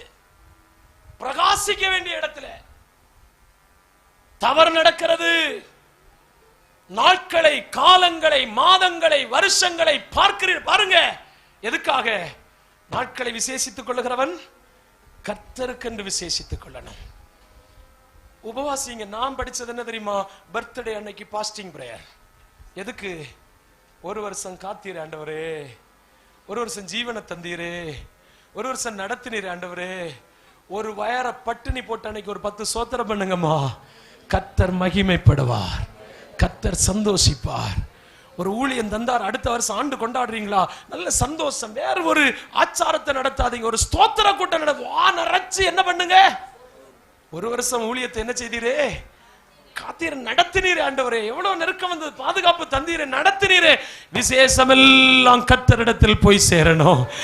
அதாக்கும் ஆண்டவர் சில காரியத்தை நம்ம தவறி செய்வோம் என்பதை தெரிந்தாக்கும் உலகத்துல வந்தது, வந்து செஞ்சு பேசின காரியத்தையாக்கும் அவர்கள் சொன்னார்கள், இயேசு கிறிஸ்துவை பற்றிய விசேஷம் என்ன?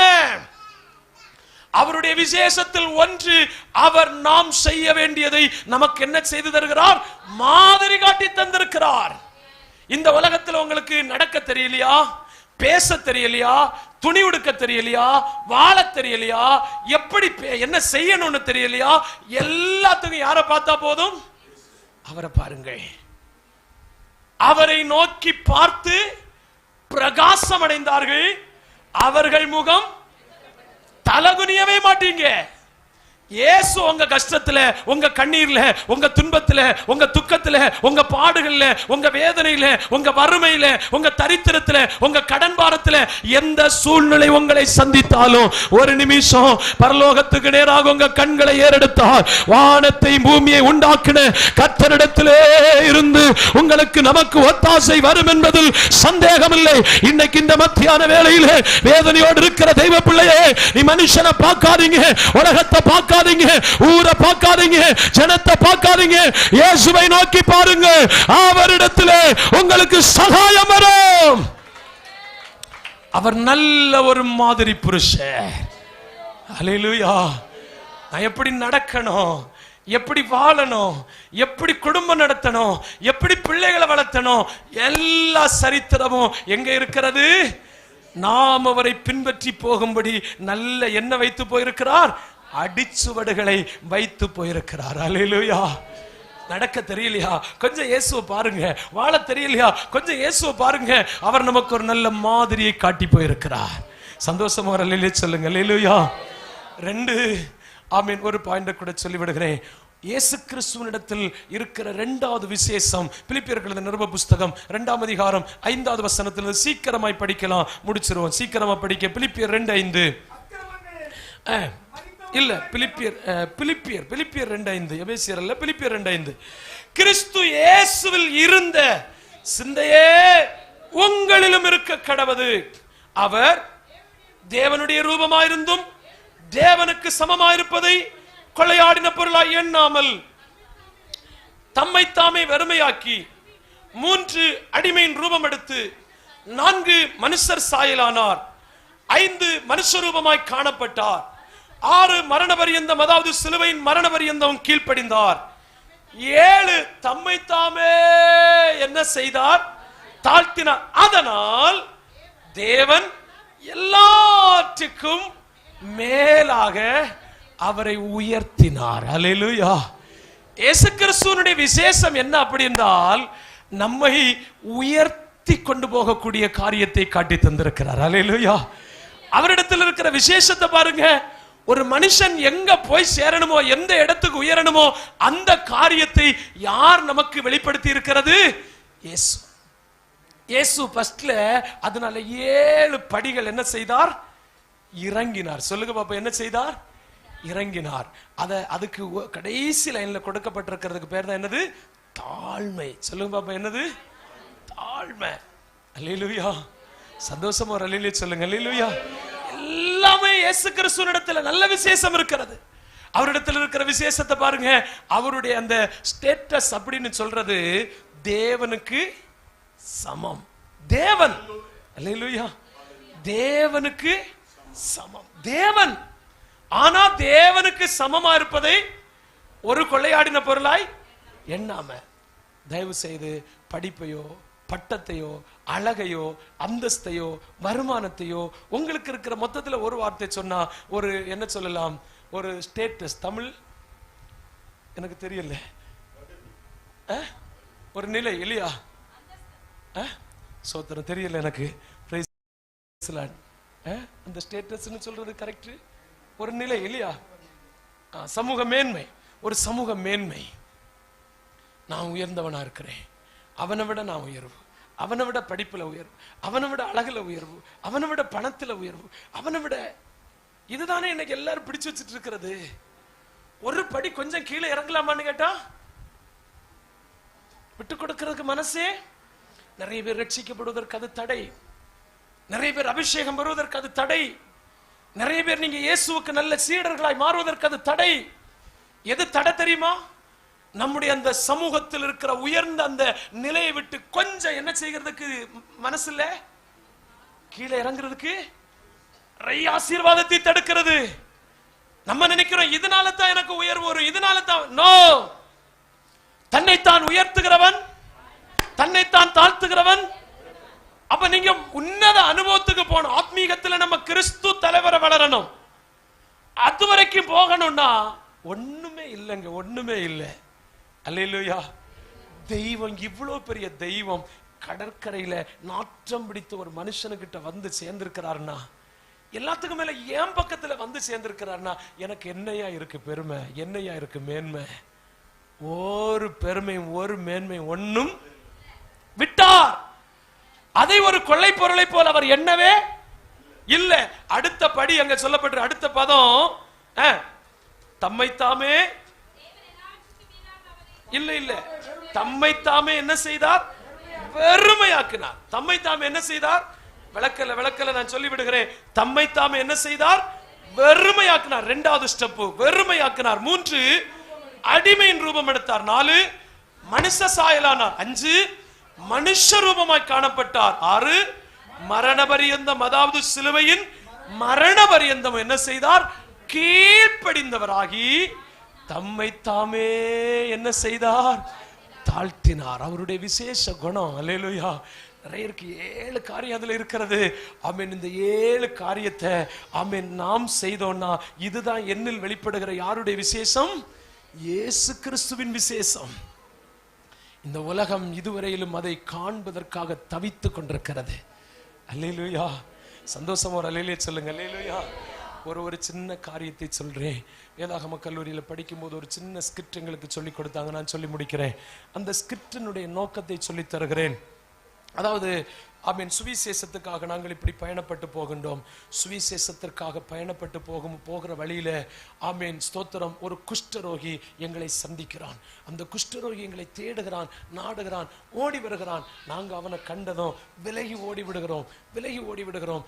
அவன் அப்படியே சென்று ஒரு ஆலயத்தினுடைய வாசற்படியை நாடுகிறான். அந்த ஆலயத்தின் வாசற்படியை நாடினதும் கேட் அவனுக்காக அடைக்கப்பட்டு அவன் அப்படியே பசியினாலும் பட்டினியினாலும் தொய்ந்தவனாய் ஒரு அசுசி போன்ற ஒரு இடத்தில் விழுந்து கிடக்கும் போது ஒரு பாவப்பட்ட ஒரு மனுஷன் வந்து அவனை தொட்டு தூக்கும் போது அவன் முதல் வார்த்தை கூப்பிடுகிறான், இயேசு. அவன் ஃபர்ஸ்ட் வார்த்தை கூப்பிடுகிறான் என்னென்று?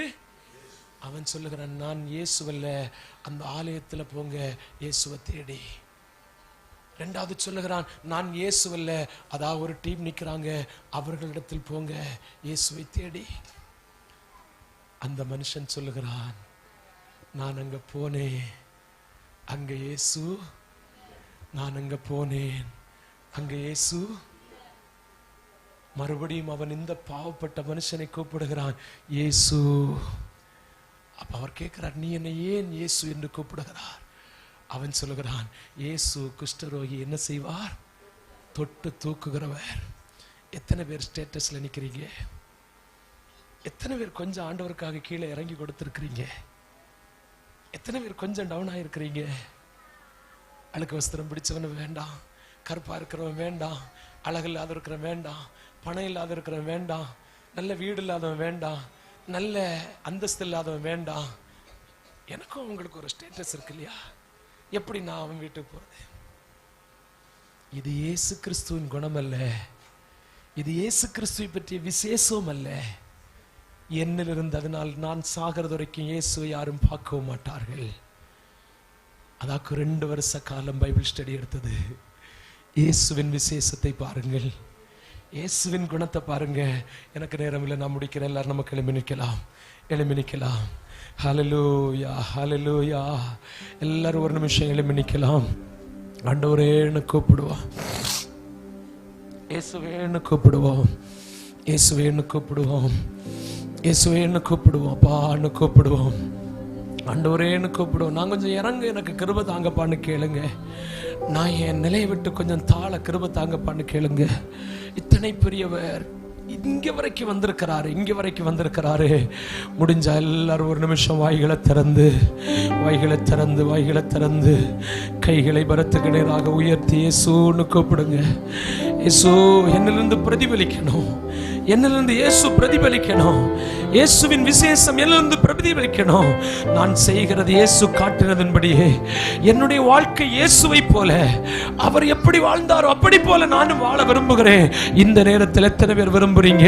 நான் இயேசுவை போல வாழ விரும்புகிறேன். எத்தனை பேர் ஒப்பு கொடுக்கிறீங்க? நல்ல வாய்களை திறந்து,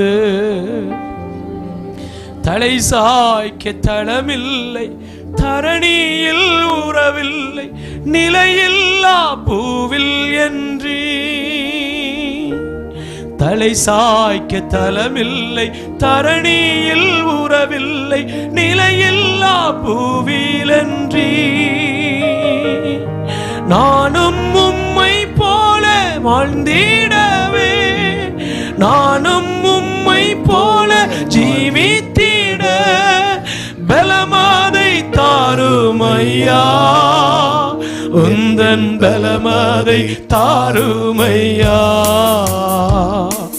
பலமதை தாருமையா, உந்தன் பலமதை தாருமையா. இயேசுவே உம்மை போலாக வாஞ்சிக்குதே என்னுள்ளம், இயேசுவே உம்மை போலாக வாஞ்சிக்குதே என்னுள்ளம். என் ஆவி ஆத்மா சரீரம் முற்றும் படைத்து விட்டே என்னை ஏற்றுக்கொள்ளும் ஐயனே. என் ஆவி ஆத்மா சரீரம் முற்றும் படைத்து விட்டே என்னை ஏற்றுக்கொள்ளும் ஐயனே. இயேசுவே உம்மை போலாக வாஞ்சிக்குதே என்னுள்ளம். இயேசுவே உம்மை போலாக வாஞ்சிக்கிறீங்க சொல்லுங்க. வாஞ்சிக்குதே என்னுள்ளம். உபத்திரவமுண்டு உலகினிலே என்பி உபத்திரவமுண்டு உலகினிலே என்பி உலகத்தை வென்றேனன்றி நானும் உம்மை போல ஜீவித்திட நானும் உம்மை போல ஜீவித்திட பலமதை தாருமையா உந்தன் பலமதை தாருமையா. சொல்லுவா பலமதை தாருமையா உந்தன் பலமதை தாருமையா. இயேசுவே உம்மை போலாக வாஞ்சிக்குதே என்னுள்ளம். இயேசுவே உம்மை போலாக வாஞ்சிக்குதே என்னுள்ளம். சிலுவை சுமந்தென்றும் என்பின் வராதவன் சிலுவை சுமந்தென்றும் என்பின் வராதவன் அல்ல என் சீசனந்தி. எந்தன் சிலுவையை நான் சுமக்க எந்தன் சிலுவையை நான் சுமக்க ஓ பலமதை தாருமையா உந்தன் பலமதை தாருமையா. பலமதை தாருமையா இயேசுவே இயேசுவே உந்தன் பலமதை தாருமையா. கதறி கேளுங்க கதறி கேளுங்க. இயேசுவே உம்மை போலாக வாஞ்சிக்குதே என்னுள்ளம். இயேசுவே உம்மை போலாக வாஞ்சிக்குதே என்னுள்ளம். என் ஆவி ஆத்மா சரீரம் முற்றும் படைத்து விட்டே என்னை ஏற்றுக்கொள்ளும் இயேசுவே. என் ஆவி ஆத்மா சரீரம் முற்றும் படைத்து விட்டே என்னை ஏற்றுக்கொள்ளும் இயேசுவே. ஒரு விஷயம் கேளுங்க. இயேசுவே உம்மை போலாக வாஞ்சிக்குதே என்னுள்ளம். எத்தனை பேர் ஒப்பு கொடுக்கிறீங்க? எத்தனை பேர் உண்டு? இயேசுவே உம்மை போலாக வாஞ்சிக்குதே என்னுள்ளம். இயேசுவே உம்மை போலாக வாஞ்சிக்குதே. எல்லாரும் முடிவு கைகளை பலத்துகளாக உயர்த்தி கைகளை உயர்த்தி ஆண்டவரே உங்களை போல என்ன மாற்றுங்க உங்களை போல என்ன மாற்றுங்க.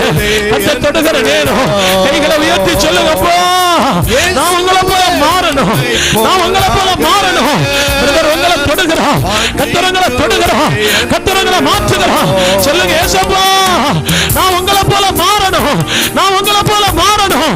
கைகளை உயர்த்தி கதறுங்க.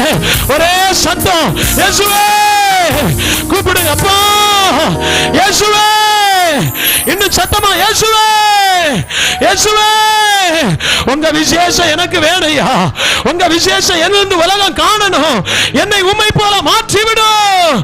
நல்ல கைகளை உயர்த்தி இயேசுவே